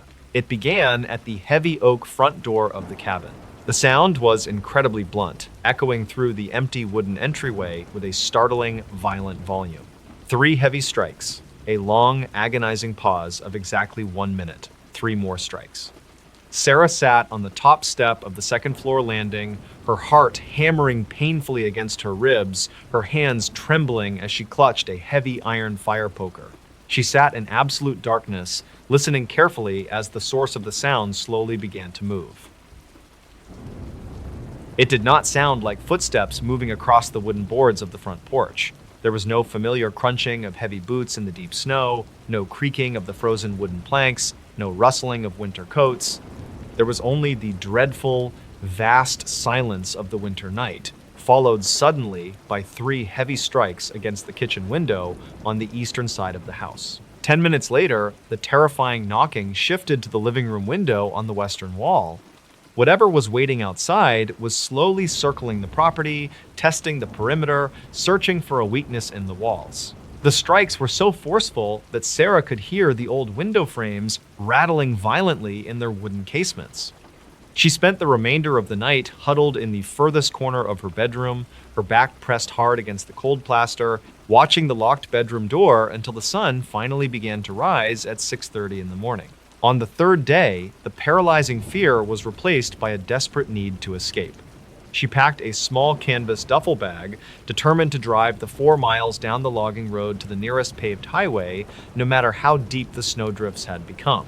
The outside temperature had plunged to 5 degrees below zero, freezing the moisture inside her nose with every breath. When she climbed into her pickup truck and turned the heavy metal key in the ignition, the engine did not turn over. There was no clicking of the starter, no struggling whine of the motor, no dimming of the dashboard lights. When she lifted the heavy steel hood of the truck, she found that the thick battery cables had been severed. It was not the jagged gnawing of a desperate, starving animal. The cuts were perfectly clean, sliced straight through the thick rubber and heavy copper wire with absolute precision. She was entirely isolated, stranded 40 miles from the nearest town. The third night brought a terrifying, impossible shift in the pattern. The knocking did not start at the doors or the windows. At exactly 11:15 p.m., the heavy, hollow sound came from directly above her head. Something was moving on the steep, slanted roof of the cabin. The heavy wooden support beams groaned under a sudden, immense, shifting weight, followed immediately by 3 hollow thuds against the frozen asphalt shingles. The terrible sound vibrated down through the wooden framework of the house, shaking decades of loose dust onto the bedroom floor. Sarah stared wide-eyed at the ceiling, paralyzed by the sheer physical impossibility of the situation. The roof of the cabin was pitched at a severe angle designed to shed heavy snowfall and was currently covered in 3 feet of slick, deadly ice.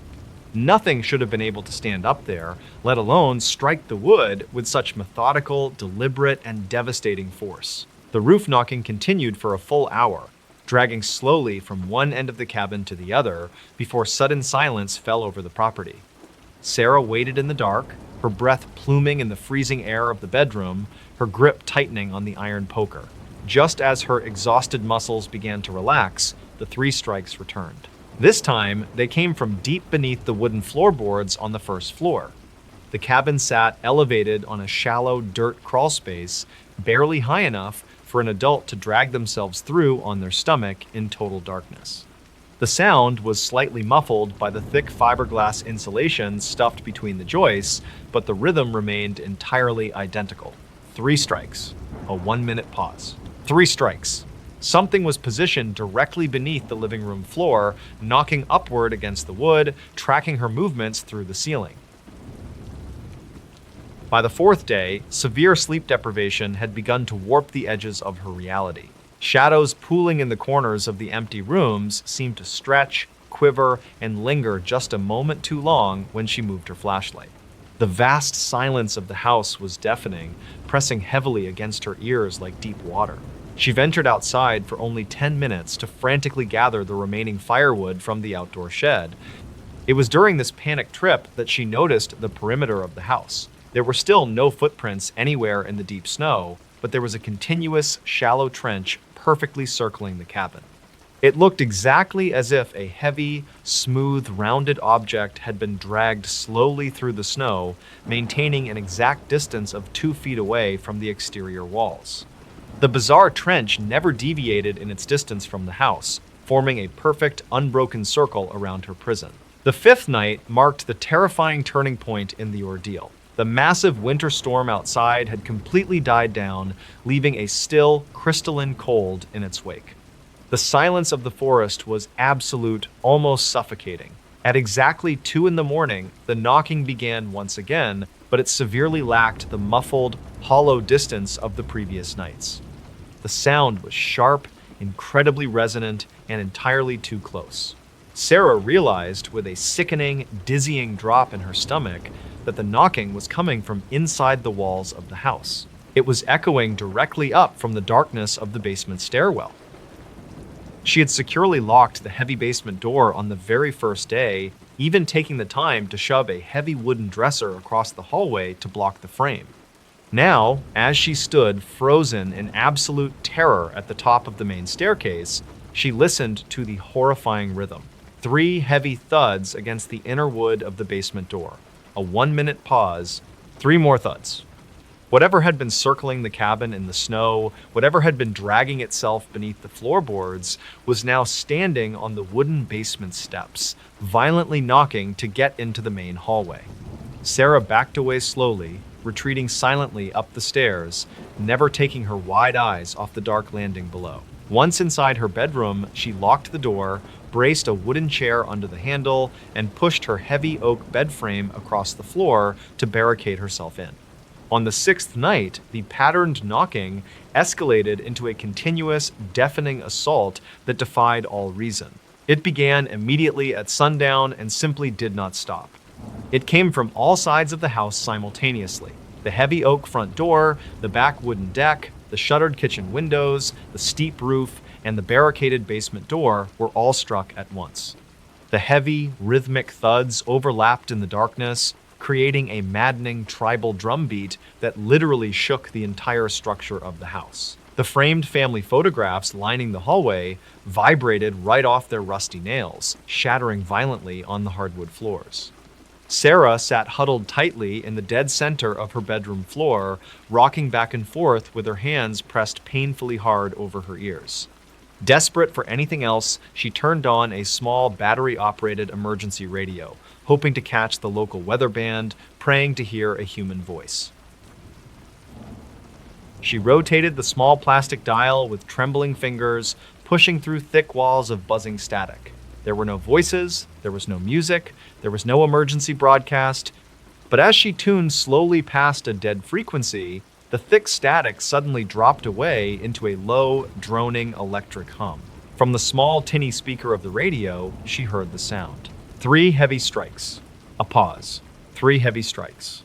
The radio was broadcasting the exact rhythm of the knocking that was currently tearing her house apart. It was as if the small device had tuned directly into the very frequency of the terror waiting outside.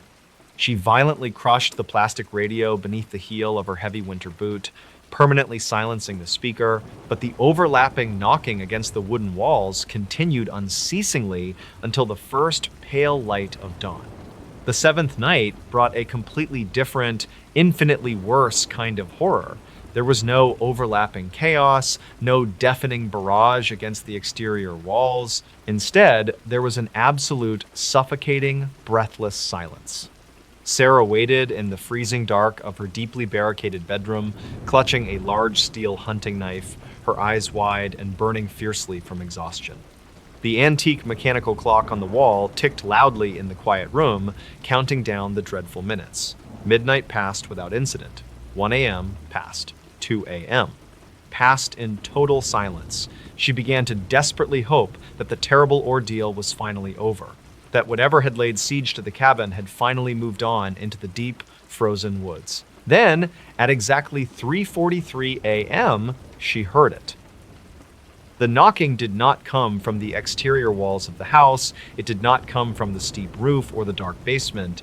The 3 slow, methodical strikes came from the empty space of the wall directly behind her wooden headboard, the thin interior wall that separated her bedroom from the empty spare guest room. She slowly crawled backward away from the bed, moving silently toward the far corner of the room, her breathing shallow and ragged. Exactly 1 minute later, the knocking moved. It struck the heavy wooden panels of her own locked bedroom door from the hallway side. Then, incredibly, the sound moved entirely outside. It struck the exterior glass of her second floor bedroom window, a window that was suspended exactly 30 feet in the air, featuring no balcony, no fire escape, and absolutely no tree branches anywhere nearby. After the 3 terrifying strikes on the second-story glass, the rhythm finally broke for the very first time. Instead of a 1-minute pause, a completely new sound began. A slow, agonizing, ear-piercing screech of heavy metal dragging against the frosty glass. It sounded exactly like a thick, rusted iron nail being slowly pulled across the fragile window pane, searching blindly for a seam, searching for a weakness in the wooden frame. The terrible scratching moved slowly from the top left corner of the window entirely down to the bottom right, sending a violent, sickening shiver straight down Sarah's spine. She crawled desperately into the small bedroom closet, pulled a pile of heavy winter coats completely over her head, squeezed her eyes shut in the absolute darkness, and waited in terror for the sound of shattering glass. 4 days later, a massive Yellow County snowplow finally managed to break through the towering snowdrifts blocking the old logging road, clearing a passable path all the way to the Elias property. 2 local deputies followed closely behind in a 4-wheel drive vehicle, responding to a frantic, repeated welfare check requested by Sarah's worried family down in Boston. When the officers finally arrived, they found the isolated cabin half buried in fresh, sparkling snow. There was no smoke rising from the stone chimney. The heavy oak front door was entirely unlocked, swinging slightly inward with the bitter cold winter breeze. The deputies immediately drew their service weapons and stepped cautiously inside the freezing dark, loudly calling out her name. The cabin remained utterly, completely silent. The interior of the house was freezing, but perfectly, immaculately tidy. The kitchen counters were clean and wiped down, the living room furniture was undisturbed, the heavy wooden shutters were still tightly secured over all the ground floor windows. But when the 2 deputies slowly reached the back hallway, they found the heavy wooden dresser pushed violently aside. The thick door leading down to the dark basement was securely closed, but the wood itself was severely, unimaginably damaged. Hundreds of deep, jagged, overlapping indentations completely covered the surface of the wooden door, looking exactly as if someone had struck it repeatedly with terrifying strength using the rounded end of a heavy iron sledgehammer. The thick wood was splintered, cracked, and concaved inward, yet the heavy brass deadbolt remained perfectly locked from the outside.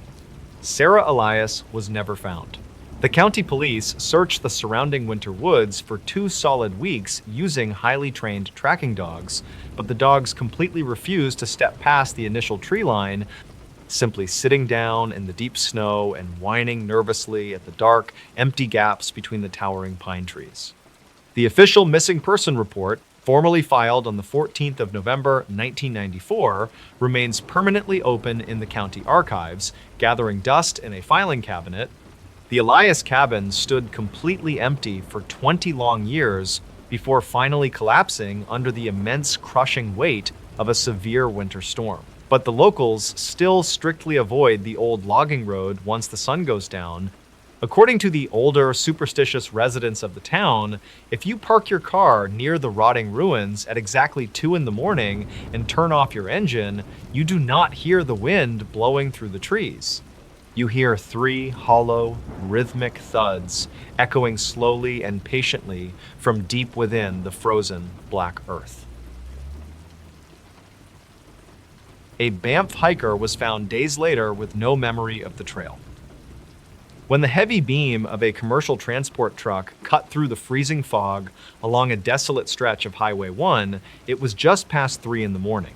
The driver had not seen another vehicle for over 40 miles. The surrounding forests of the Canadian Rockies were swallowed by absolute pitch black, pressing in tightly against the narrow ribbon of asphalt. As the truck rounded a sweeping curve, the headlights washed over a lone figure standing precariously close to the white shoulder line. The driver instinctively hit the brakes, the heavy tires hissing against the damp road. The figure was not waving for help. He was a man, standing perfectly rigid, facing the dense and impenetrable tree line rather than the highway. He was shivering violently in a heavy canvas winter coat that was easily 3 sizes too large for his frame. The truck driver, gripped by a sudden and inexplicable sense of dread, did not open his cabin door. Instead, he locked it, rolled his window down just a fraction of an inch, and called the authorities.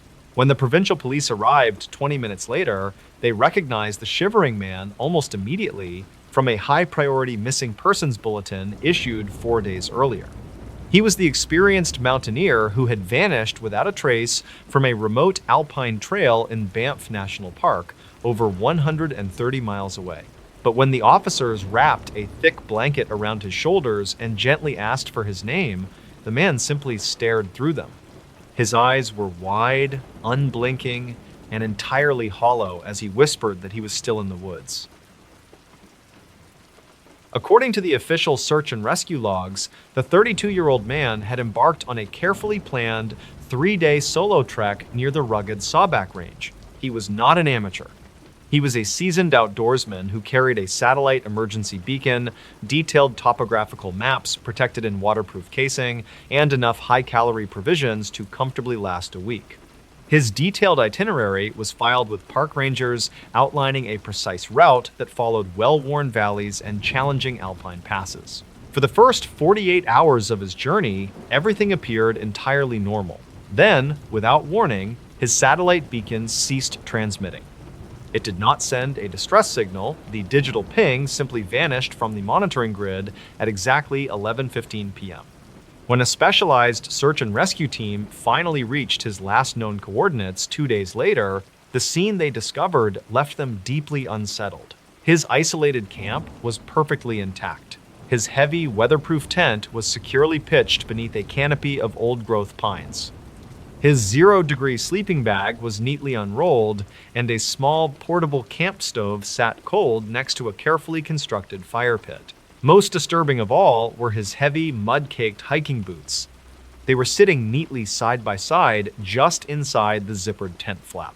There were no signs of a struggle, no blood, no aggressive animal tracks, and no scattered gear to indicate panic. The undisturbed scene suggested a deeply unnatural narrative. It looked as though the man had calmly unzipped his tent in the middle of the freezing night, stood up in his thick woolen socks, and walked purposefully out into the sprawling, silent wilderness.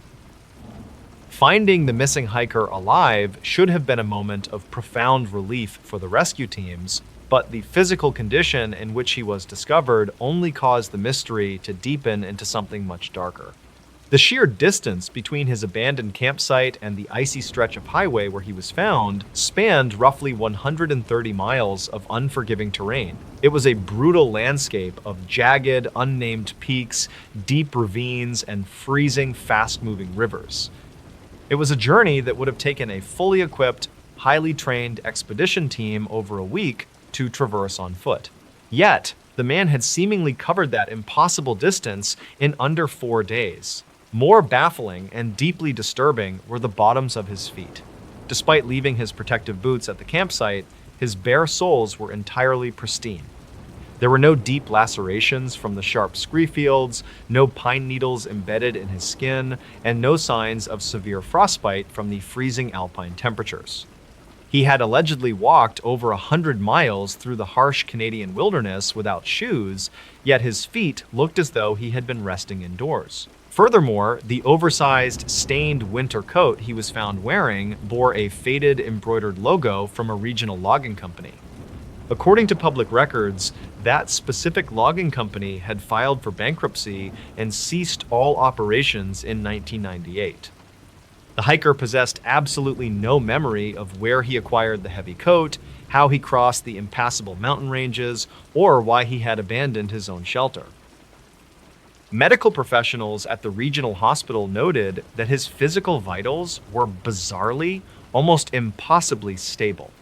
He was not suffering from severe dehydration, and his core body temperature and blood sugar levels were entirely within normal limits, heavily suggesting he had eaten and rested recently. But his mind was trapped behind a thick, impenetrable wall of fog. When attending physicians gently pushed him to recount any detail from the last 4 days, his resting heart rate would immediately spike to dangerous erratic levels. He would squeeze his eyes shut, dig his fingernails into the rigid plastic edges of his hospital bed, and describe an overwhelming sensation of heavy pressure, comparing it to the feeling of being trapped at the lightless bottom of a deep lake. He told attending psychiatrists that the last normal event he could vividly remember was sitting by his unlit campfire around 8 o'clock in the evening, listening to the bitter wind move through the high pine branches. Then, according to his fractured, halting recollections, the wind completely died. He claimed that the natural ambient sounds of the forest, the chirping insects, the rustling underbrush, the distant rush of glacial water, all ceased at the exact same moment. In their place came a low, continuous, vibrating hum that seemed to echo from beneath the soil, a sound so deep it made his teeth ache and his vision blur. Hoping to construct a timeline of his movements, investigators retrieved the man's digital camera from the side pocket of his discarded backpack at the campsite. They transported the memory card to a lab, hoping the photographs might provide a rational explanation for his sudden disappearance. The first 30 pictures on the card were entirely unremarkable, showcasing sprawling, sunlit mountain vistas, gray rock faces, and clear blue skies typical of a Banff hiking trip. But the final series of images, captured on the night he vanished, defied any logical explanation. There were exactly 14 photographs taken in rapid, frantic succession at 2:14 in the morning. At first glance, the images were mostly pitch black, violently out of focus, and marred by strange, thick digital artifacts. But as photo analysts slowly adjusted the exposure and contrast levels in a darkened lab, vague, deeply unsettling shapes began to emerge from the digital noise. The massive pine trees in the background appeared heavily distorted, as if the thick wooden trunks were bending at impossible, unnatural angles toward the lens of the camera. In the final 3 photographs, the dense, suffocating canopy of pine needles overhead was faintly illuminated by an unnatural pale gray light that cast no shadows. The distinct, reflective outline of the hiker's tent was nowhere to be seen in any of the frames. Digital metadata extracted from the files indicated that these final photos were captured deep within a valley nearly 20 miles away from where the physical camera was actually found. The hiker remained in a secure psychiatric ward under close medical observation for over 2 weeks. During that extended period, his missing memories did not naturally return, but highly specific, disturbing behavioral tics began to surface. Night shift nurses reported in their charts that the man would wake from a dead sleep at exactly 2:14 in the morning every single night, without fail.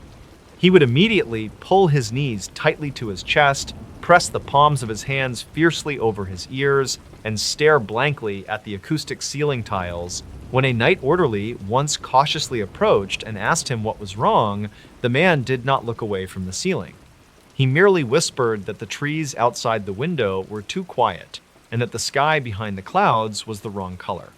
During his daily therapy sessions, he claimed that during his lost days, he had walked through a sprawling, ancient forest where the shadows cast by the trees did not match the position of the sun.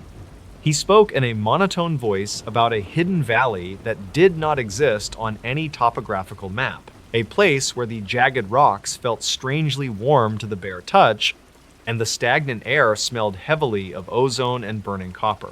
He adamantly insisted that he had not walked the 130 miles to the highway. Instead, he claimed the dark woods had simply shifted and rotated around him, rearranging their geography in an endless maze until they finally spat him out onto the cold asphalt. The most deeply unsettling revelation came during a routine cognitive mapping test in his 3rd week of observation. A specialist asked the man to draw a simple map of his planned route on a large sheet of paper, hoping the physical, repetitive act of tracing his steps might unlock a suppressed memory fragment. The hiker calmly took the black pen and began to sketch the Sawback Range with surprising, practiced accuracy. He He drew the winding trail, the river crossings, and the exact location of his final campsite. But as his pen reached the perimeter of the camp, his hand began to tremble violently. He drew a tight, jagged, aggressive circle around the campsite. He pressed the ballpoint pen down so hard that the thick paper tore, furiously filling the circle with dense, chaotic scribbles of black ink until the pen ran dry. When the specialist carefully asked him what the dark void represented, the man stopped drawing entirely. His breathing grew terribly shallow. He looked up, his eyes hollow, exhausted, and filled with a profound terror, and stated softly that it was the place where the geography finally ran out. He told her that on that night, he had walked a few yards into the trees to investigate a strange, metallic sound, but when he turned around to go back to the safety of his tent, the trail was simply gone. It was not hidden by brush or darkness, it was completely erased from the earth. He said he kept walking in a straight line for what felt like years, but the massive tree trunks merely repeated themselves, forming an endless, looping corridor of identical bark and dead silence, trapped beneath a flat sky that held absolutely no stars. To this day, the bizarre case remains officially classified by the authorities as a severe incident of temporary dissociative amnesia, likely brought on by exposure to the elements or an acute psychological break. The investigative file was quietly closed, with officials concluding that the man must have somehow hitched a ride on a private logging road to cover the impossible physical distance, despite the glaring fact that no driver ever came forward and his feet bore no signs of travel. The hiker never returned to the Canadian Rockies. According to distant relatives, he relocated to a flat, arid desert region in the American Southwest, choosing a home miles away from any large trees or heavy foliage. But the veteran park rangers who patrol the deep, isolated valleys of Banff still whisper about the abandoned campsite near the Sawback Range. They say that on certain still, moonless nights, the natural, comforting sounds of the alpine woods simply drop away without warning, leaving behind a heavy, suffocating, and unnatural silence. And those who intimately know the persistent legend of the lost hiker know better than to step off the marked trail in the dark, driven by a quiet, lingering fear that the ancient trees might quietly close in behind them, leading them into a silent space where time, distance, and memory simply cease to exist. A British Columbia forest report was filed and then removed. The digital log appeared on the regional supervisor's terminal at 3:14 a.m., tagged with a priority code that had not been used in the British Columbia Provincial Forestry Network in over 20 years.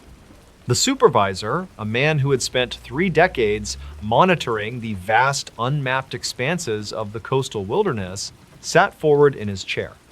The night shift in the Victoria Dispatch Office was usually quiet, punctuated only by the occasional automated weather update or a routine check-in from a logging crew. But this was different.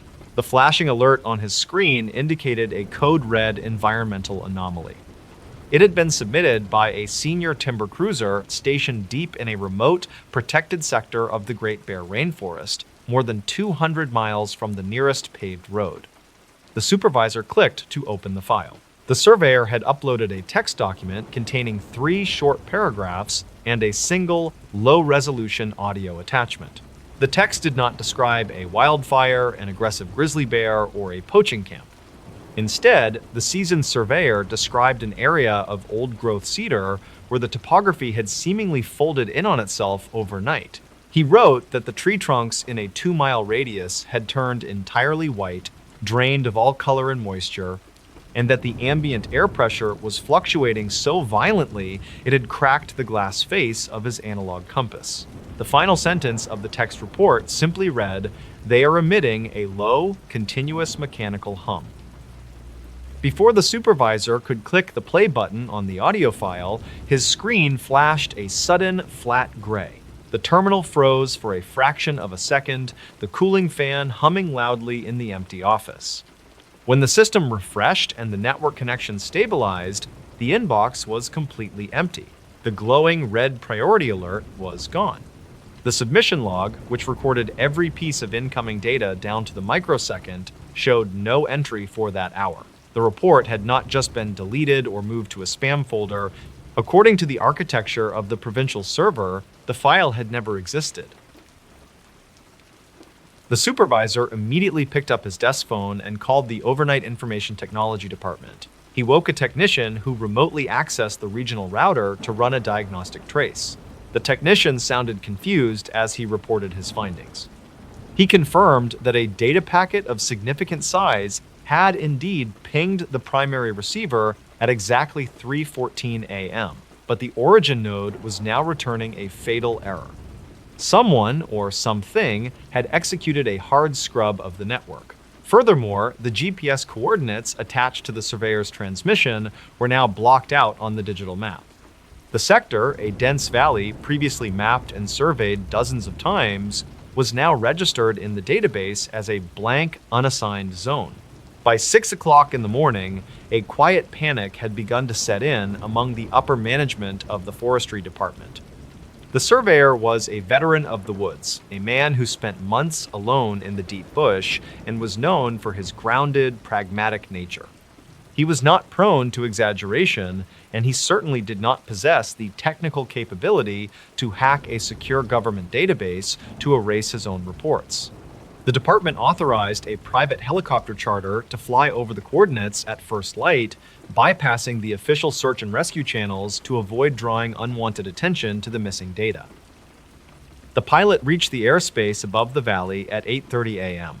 The weather across the coast was clear, with bright morning sunlight illuminating the endless sea of green pine and cedar. But as the helicopter banked over the specific coordinates, the pilot radioed back to dispatch with a hesitant voice. A perfectly circular column of thick gray fog was rising from the valley floor, obscuring the canopy entirely. The fog was not drifting with the wind. It remained entirely stationary, rising like a solid pillar.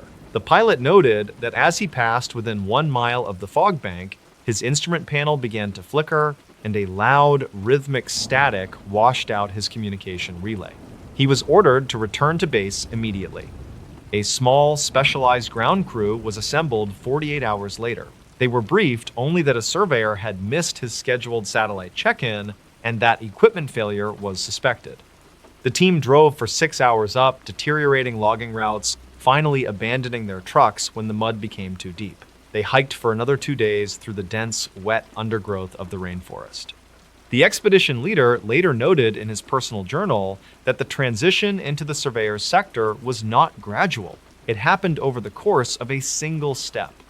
One moment, the team was walking through a vibrant, noisy ecosystem filled with the sounds of dripping water, rustling leaves, and calling birds. The next moment, they crossed an invisible threshold into absolute, suffocating silence. The air grew instantly cold, and the smell of damp earth was replaced by the sharp, metallic scent of ozone. The forest floor here was covered in a fine, pale dust that resembled ash, though there were no signs of a fire. As they pushed deeper into the valley, they saw the trees. Just as the deleted report had described, the towering ancient cedars had been stripped of their bark and color. The wood was bone white, smooth to the touch, and strangely warm. The branches were completely bare, reaching up into a canopy that was shrouded in the unnatural stationary fog. The ground team moved slowly, their unease growing with every silent step. There was no wind, yet the white trees seemed to vibrate slightly, transferring a deep, sub-audible tremor through the soles of the searchers' boots. They found the surveyor's camp just before dusk. The heavy canvas tent was fully erected and entirely untouched. His camp stove, climbing gear, and emergency rations were neatly organized on a folding table. The site showed no signs of a struggle, no animal tracks, and no indication of a hasty departure.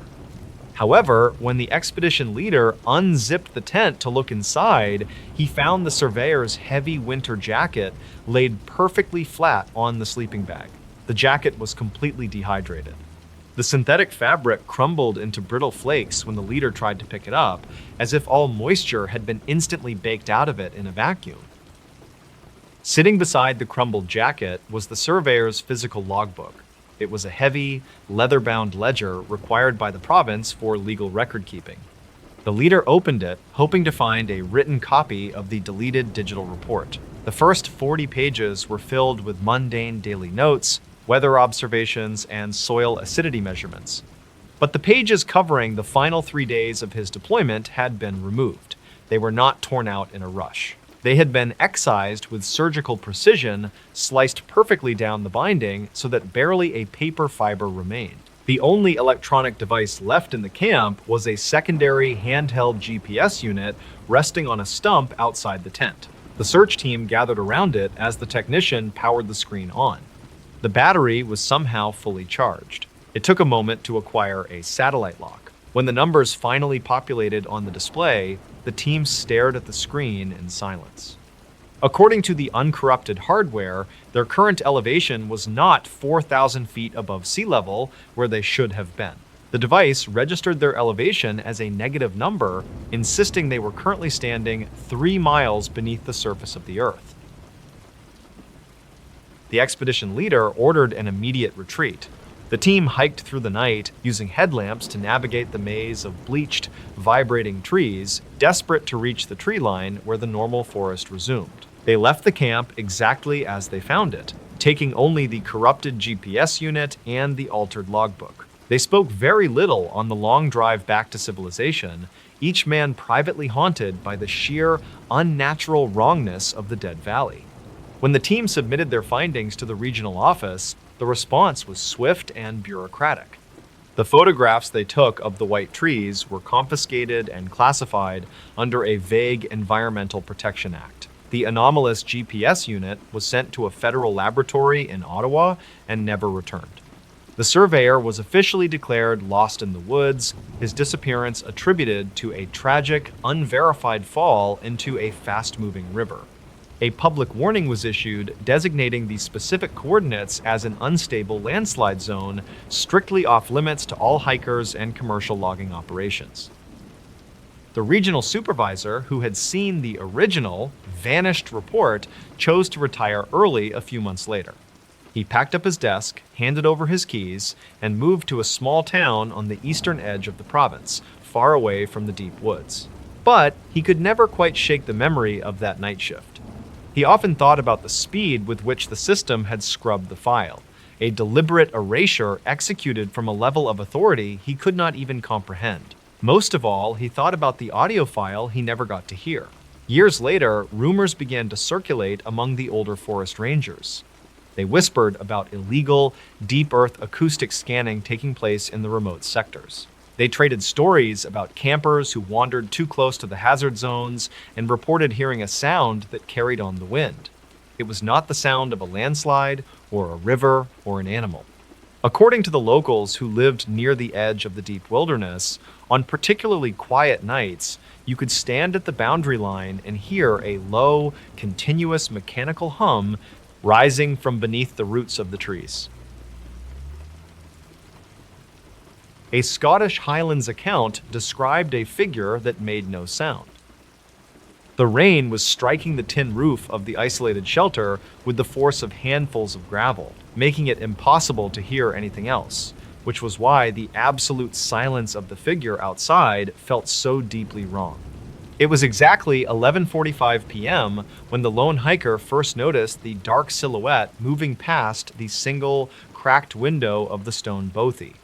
The wind sweeping across the barren moorland was strong enough to bend the ancient heather flat against the earth, creating a constant, roaring rush of noise. Yet the tall shape walking just 30 feet away from the glass stood perfectly straight. Its heavy, ragged coat hung motionless around its knees, entirely undisturbed by the gale, as if the entity existed in a completely different physical space, untouched by the violent weather of the world around it. According to the account filed weeks later by an American traveler who had been mapping a remote section of the Scottish Highlands, the strange encounter took place in late October of 2019. He had hiked nearly 14 miles that day, navigating treacherous bogs and steep inclines before seeking refuge in a small, ancient stone structure known only to local shepherds and experienced trekkers. He had secured the heavy wooden door with a rusted iron latch at around 6 in the evening, grateful to escape the rapidly dropping temperature and the creeping gray fog. He had built a small fire in the narrow hearth, drinking bitter tea and reading by the dim light of a single battery-powered lantern. The extreme isolation of the moors was supposed to bring peace, but as he stared out into the darkness that night, he realized he was entirely cut off from the rest of the world, with no cellular service for at least 20 miles in any direction. At first, the traveler desperately tried to rationalize the sight through the window. He reasoned that his exhausted mind was simply playing tricks on him, perhaps projecting the vague shape of a lost stag or a trick of the flickering firelight onto the thick fog rolling outside. But the dark figure did not dissolve into the mist. It took deliberate, impossibly smooth steps through the thick, sucking mud that surrounded the shelter. The hiker slowly leaned closer to the cold glass, using his sleeve to wipe away a layer of condensation. He watched in growing dread as the entity abruptly stopped walking. It turned its upper body slowly, facing the window with a jerky, unnatural motion. The ambient orange light from the indoor fire was barely enough to illuminate the yard, but it was just enough to reveal that the figure was much too tall to be a human being. It stood easily 7 feet high, its limbs unnaturally thin, dangling loosely and motionlessly at its sides. The most unnerving detail, according to the official report he later gave, was the complete lack of physical interaction between the entity and its environment. The highlands in late autumn are famously hostile and raw. The rain was driving in almost sideways, pooling in deep, treacherous puddles across the peat bog. Yet, as the tall figure shifted its weight and took another step toward the bothy, it made absolutely no splash. The heavy, dark shapes that looked like wrapped feet did not sink into the soft mud. It moved with a gliding, mechanical precision, appearing to float just a fraction of an inch above the saturated ground. The hiker held his breath, pressing his back flat against the rough stone wall beside the window. He realized with a cold certainty that whatever was out there was not fighting the severe storm, but completely ignoring it. 10 minutes passed in agonizing, suffocating suspense. The hiker crouched in the dark, having carefully reached over to switch off his lantern so he could not be easily seen from the outside. The only light remaining in the small room was the dying, pulsing glow of the embers in the hearth. He listened desperately for the sound of heavy boots on the stone step outside, or the metallic rattle of the iron latch on the door. There was only the deafening roar of the wind and the endless drumming of the rain. The sheer volume of the storm should have been comforting, acting as a natural barrier between him and the dark, but instead, it felt blinding. If the silent entity decided to break down the door, the hiker knew he would not hear it coming until the old wood splintered inward. A sudden, aggressive drop in temperature forced the hiker to pull his thick wool jacket tighter around his chest. The air inside the small stone shelter turned bitterly cold in a matter of seconds, dropping so fast that his breath plumed in thick, pale clouds before his face. He slowly turned his head, inch by inch, to look back at the small square of the window. The tall figure was no longer standing out in the muddy yard. It was directly on the other side of the glass. The hiker felt his stomach drop, his heart hammering wildly against his ribs.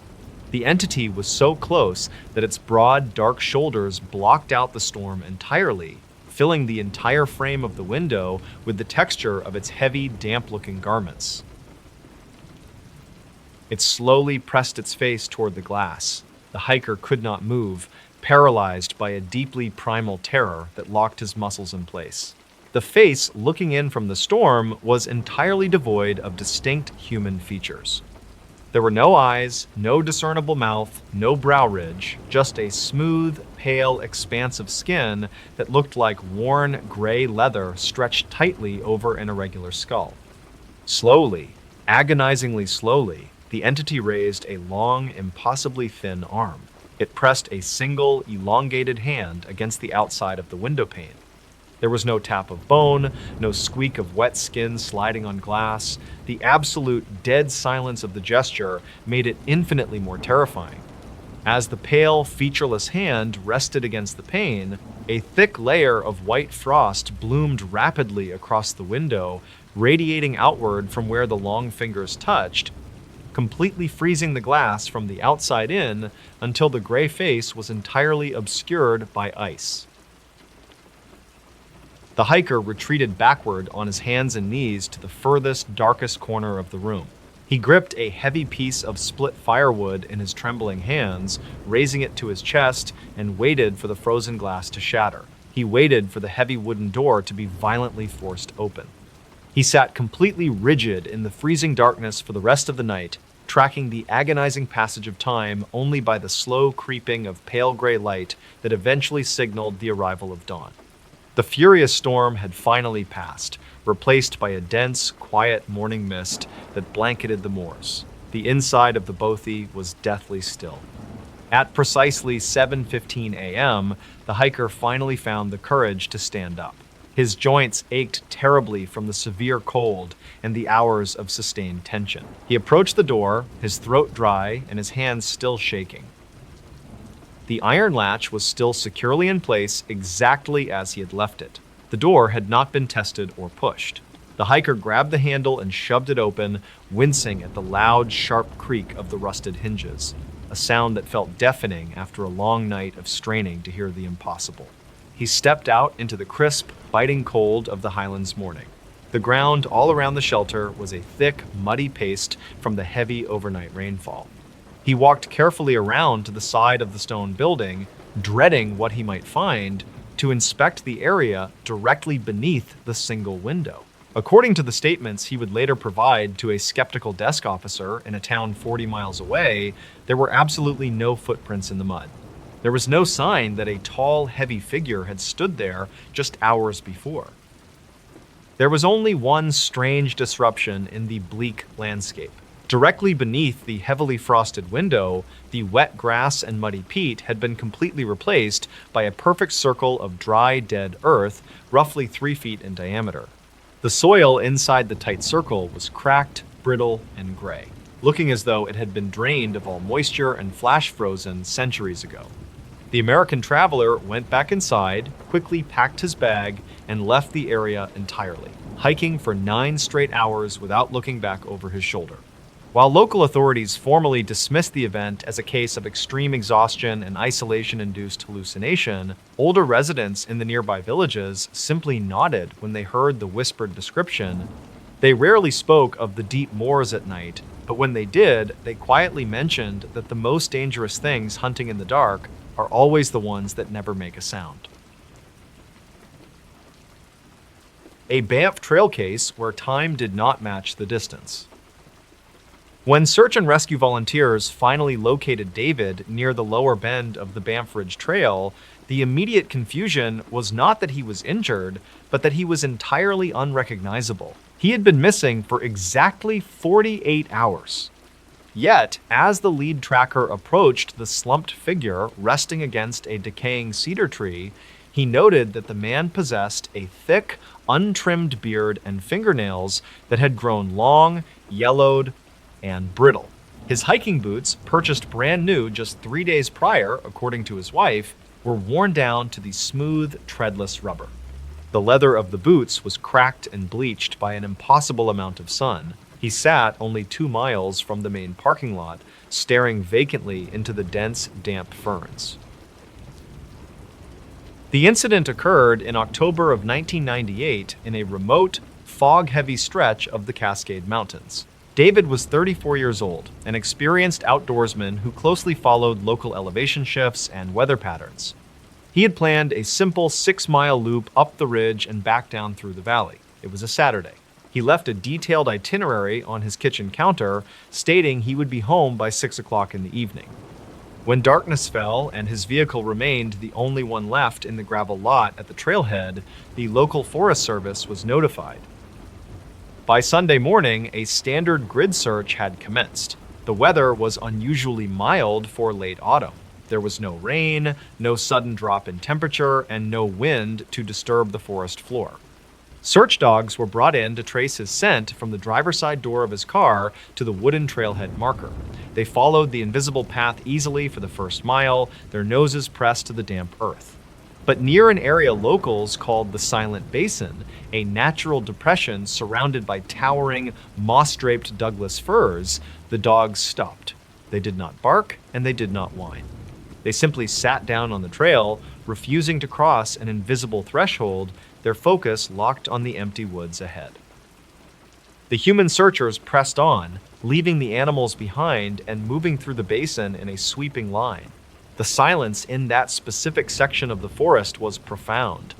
Several volunteers later reported a strange heavy pressure in their ears, similar to the sensation of descending rapidly in an airplane. The natural sounds of the woods, the rustling of leaves, the calls of distant birds, and the rushing of nearby creeks simply ceased to exist. It was in this pocket of dead air that they found the first strange piece of evidence. It was a single boot print pressed deep into a patch of soft mud. The tread pattern matched the new boots David had been wearing. However, the stride length was entirely wrong. The distance between the right footprint and the next left footprint was nearly 9 feet. It was a distance impossible for a man to cover in a single walking step, suggesting he had been running at a dead sprint or perhaps leaping in blind terror. More disturbing to the trackers was the direction. The footprints did not lead deeper into the woods, nor did they lead back toward the trail. They turned abruptly and led straight into a dense wall of thorny underbrush where no path existed. Following the projected path of those leaping strides, a volunteer found a discarded plastic water bottle resting upright on a flat stone. It belonged to David. It was completely empty, bone dry on the inside, without a single drop of condensation.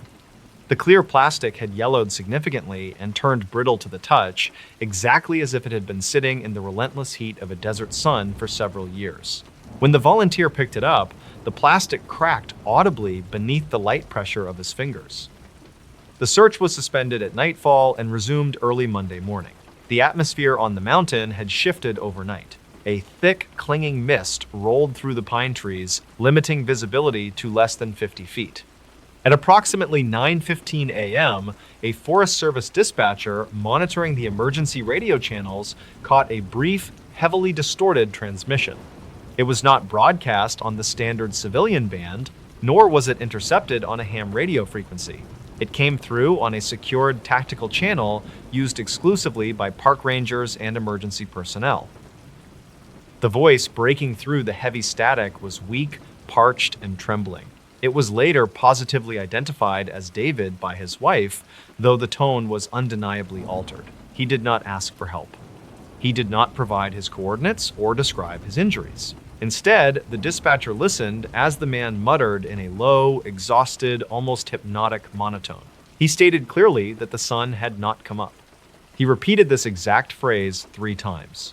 He then whispered that he had been walking down the same slope for weeks, but the trees were only getting taller and the path beneath his feet was turning to gray ash. The transmission ended abruptly with a sharp, mechanical click. Tracking the signal proved impossible. The radio tower logs showed no origin point for the broadcast, no triangulation data, and no registered radio ID. It was as if the audio had simply manifested directly out of the speakers in the dispatch room. Meanwhile, the ground teams were circling back toward the lower bend of the trail, sweeping an area they had already thoroughly checked the day before. The mist was particularly thick near the base of the ridge. It was here, just 20 yards off the marked path, that a volunteer noticed a dark shape huddled against the massive roots of a dead tree. David did not react when his name was called. His eyes were open, but he did not blink. The pupils were dilated to the very edge of his irises, rendering his eyes completely black against the pale whites. The paramedics who arrived on the scene documented an array of physical impossibilities. He was severely malnourished, his collarbones and ribcage visible beneath the torn remnants of his wool sweater. His skin was leathered, deeply tanned, and heavily weathered.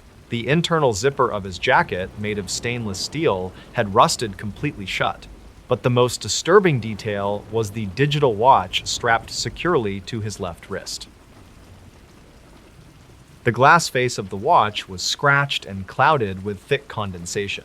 The digital readout was still functioning, powered by a specialized, long-lasting battery. When the lead medic checked the screen to log the official time of recovery, he found that the watch displayed a date in the middle of October in the year 2005. The internal calendar of the device had advanced exactly 7 years over the course of 48 hours. The stopwatch function, which David frequently used to time his hikes, was still running. It showed over 61,000 hours logged. They carried him out of the woods on a rigid backboard. He offered no resistance, his limbs limp and unresponsive. The medics estimated he weighed no more than 110 pounds, a staggering loss from his documented weight of 180. At the local hospital, the attending physicians were baffled by his preliminary blood work. His body showed the advanced stages of prolonged starvation and severe vitamin deficiencies, conditions that typically take many months, if not years, to develop. The soles of his feet provided further grim evidence. When the nurses removed the remnants of his wool socks, they found the skin covered in thick, hardened calluses. The heels were split and bleeding, with layers of dead tissue built up in a manner consistent with someone who had walked barefoot across rough terrain for thousands of miles. Yet, despite these signs of immense physical decay over an agonizingly long period, an examination of his digestive tract revealed the partially digested remains of the oat granola bar he had been seen eating in his car on Saturday morning. Biological time and chronological time had violently separated within his own body. Investigators attempted to piece together the missing 2 days by examining his personal belongings. His day pack, constructed of heavy-duty, weather-resistant nylon, was frayed at every seam. The bright red fabric was bleached almost white, heavily stained with a pale gray dust that did not match the soil composition of the Cascade Mountains. Deep inside the main compartment, wrapped inside a brittle plastic bag, they found his 35mm camera.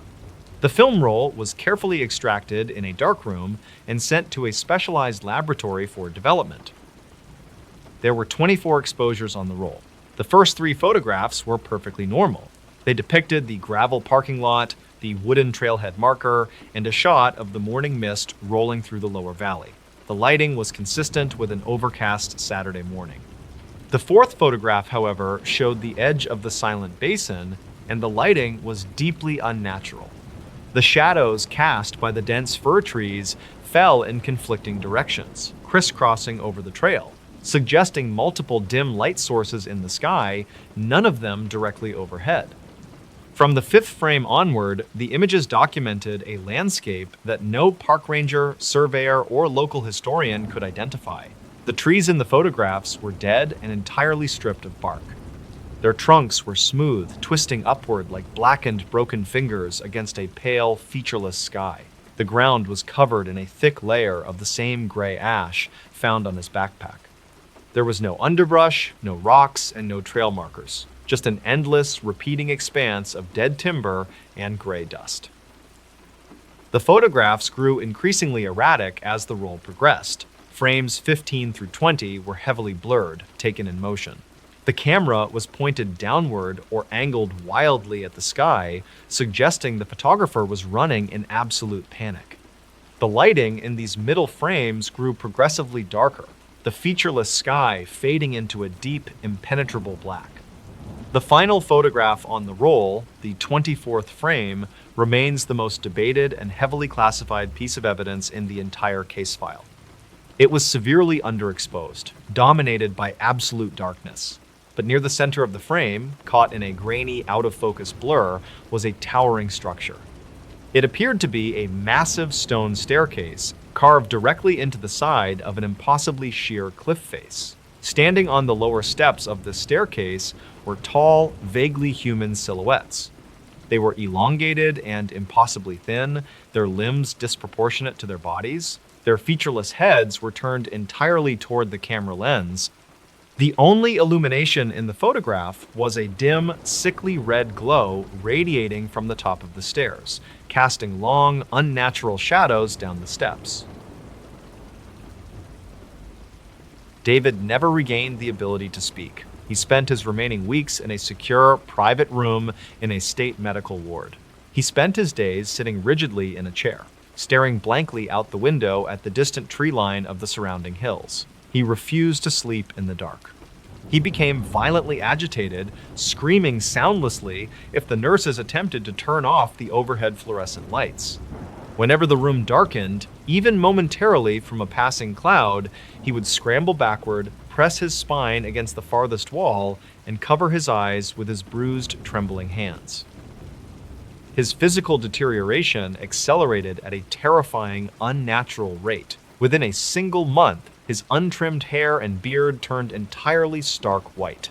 His teeth loosened and fell out. His bone density collapsed, leaving him fragile and bedridden. Medical specialists were flown in from out of state, but they could only diagnose his condition as an incredibly aggressive, entirely unprecedented form of rapid cellular aging. He was aging years in a matter of days. He passed away quietly in his sleep on a Tuesday evening in late November, exactly 6 weeks after he was found near the trail. The official death certificate filed by the county coroner listed the primary cause of death as complete heart failure brought on by severe environmental exposure and clinical dehydration. No mention of the advanced cellular decay, the mismatched timeline, or the impossible state of his equipment was included in the public medical record. The investigative case file was quietly closed. The anomalies were officially written off in internal memos as severe delirium combined with manufacturing defects in his gear. His digital watch was placed in a sealed evidence locker in the basement of the regional precinct, its scratched screen still glowing, silently counting the thousands of impossible hours. The camera, the brittle water bottle, and the envelope of developed photographs were archived deep within the state's missing persons database, filed under an obscure case number, rarely requested and never published for the public to see. But among the tight-knit community of search and rescue teams who still work the Banff Ridge Trail, the story of David remains a quiet, persistent warning. The veteran trackers of the unit will never hike through the Silent Basin alone, regardless of the weather. They advise newcomers to always keep a close eye on their own shadows, ensuring they only ever point in one single direction. And if the surrounding forest ever grows completely, entirely silent, if the birds stop calling and the wind dies down to nothing, they are told to turn around immediately and walk back to the parking lot. They are warned to leave before the path beneath their feet begins to stretch, before the trees start to grow unnaturally tall, and before the time required to walk home becomes longer than the years they have left to live. A West Virginia property was abandoned after something was found below. The flashlight beam cut through the thick, swirling dust of the root cellar, coming to rest on a heavy steel hatch that had no reason to be there. Thomas, an independent property appraiser contracted by a distant out-of-state trust, stood in the freezing dampness of the underground room and wiped away a layer of grime from the metal. The county blueprints in his leather satchel showed only a standard stone foundation for this isolated 1930s timber house in the dense Appalachian foothills. There was no mention of a subterranean extension, and certainly no record of the 4 massive, rust-pitted iron padlocks securing the hatch to the concrete floor. Something about the way the chains were wrapped suggested they were not meant to keep intruders out, but to keep the hatch firmly closed against whatever lay beneath it. The silence of the house above was heavy and absolute. It was late November of 2014, and the property sat at the end of a forgotten logging road off Highway 39, 20 miles from the nearest town. The previous owner, a retired structural engineer named Elias Vance, had died in a nursing home 3 months prior, leaving the 80-acre estate to a corporate trust. Thomas had spent the afternoon cataloging the main floors, noting the peeling wallpaper, the water damage in the ceiling, and the strange, obsessive way the windows had been boarded up from the inside. But it was here, in the windowless cellar, that the true nature of the property began to reveal itself. Kneeling on the cold floor, Thomas noticed a faint, rhythmic vibration traveling through the soles of his boots. It was incredibly subtle, like the distant rumble of a heavy freight train miles away, yet there were no train tracks anywhere in this part of the county. He placed his bare hand flat against the center of the steel hatch. The metal was unnervingly warm to the touch, a stark contrast to the near-freezing ambient temperature of the cellar. A thin wisp of foul-smelling air, reminiscent of ozone and old stagnant water, drifted up from the microscopic gap between the hatch and its housing. Thomas pulled his hand back, a cold prickle of unease washing over his shoulders. He returned the following morning, shortly after 9 o'clock, carrying a heavy-duty, battery-powered angle grinder and a crowbar. The morning fog was thick, clinging to the skeletal black trees surrounding the property and swallowing the sound of his truck door shutting. Down in the cellar, the air felt even more oppressive than the day before. The vibration was still there, steady and low, humming beneath the earth. Thomas set to work on the chains. The high-pitched scream of the grinder against the iron padlocks filled the small stone room, throwing bright showers of orange sparks into the shadows. It took nearly 40 minutes to cut through all 4 locks. When the final chain dropped to the concrete with a heavy, dead clatter, the cellar suddenly felt entirely too quiet. Thomas wedged the flat end of the crowbar under the lip of the hatch and leaned his weight backward. The metal shrieked as the rusted seal broke. A sudden, forceful exhalation of warm, dead air rushed out from the dark void below, carrying a smell so ancient and dense it made him gag. It smelled like wet copper, decaying limestone, and something faintly chemical, like antiseptic masking rot. He clicked his heavy tactical flashlight up to its highest setting and shined the beam down into the opening. The light did not hit a dirt floor or a simple root storage bin. It revealed a perfectly circular concrete shaft descending straight down into the earth, lined with heavy industrial steel rungs bolted into the gray walls. The shaft went down farther than his light could reach, disappearing into a haze of floating particulate matter. According to local property laws, an appraiser was only required to document accessible square footage, but an unrecorded subterranean structure could drastically alter the valuation or liability of the estate. Against his better judgment, Thomas secured his satchel, tested the first iron rung with his heavy boot, and began the descent. The air grew steadily warmer with each step down into the dark. He counted the rungs as he went: 20, 30, 40. The square of gray light from the cellar hatch grew smaller and smaller above him. By the time his boots finally struck a solid concrete floor, he had climbed down at least 60 feet beneath the West Virginia soil. The space at the bottom of the shaft was pitch black. Thomas swept his flashlight around, illuminating smooth, seamless poured concrete walls. He was standing in a small antechamber. To his left, a large electrical breaker box hung on the wall, its metal door hanging open. To his right, a heavy steel door stood slightly ajar. He moved toward the breaker box, noticing that the thick black cables leading out of it disappeared directly into the bedrock. With a gloved hand, he threw the massive main switch. Deep within the walls, a series of heavy mechanical clunks echoed, followed by the low electrical whine of large generators waking up.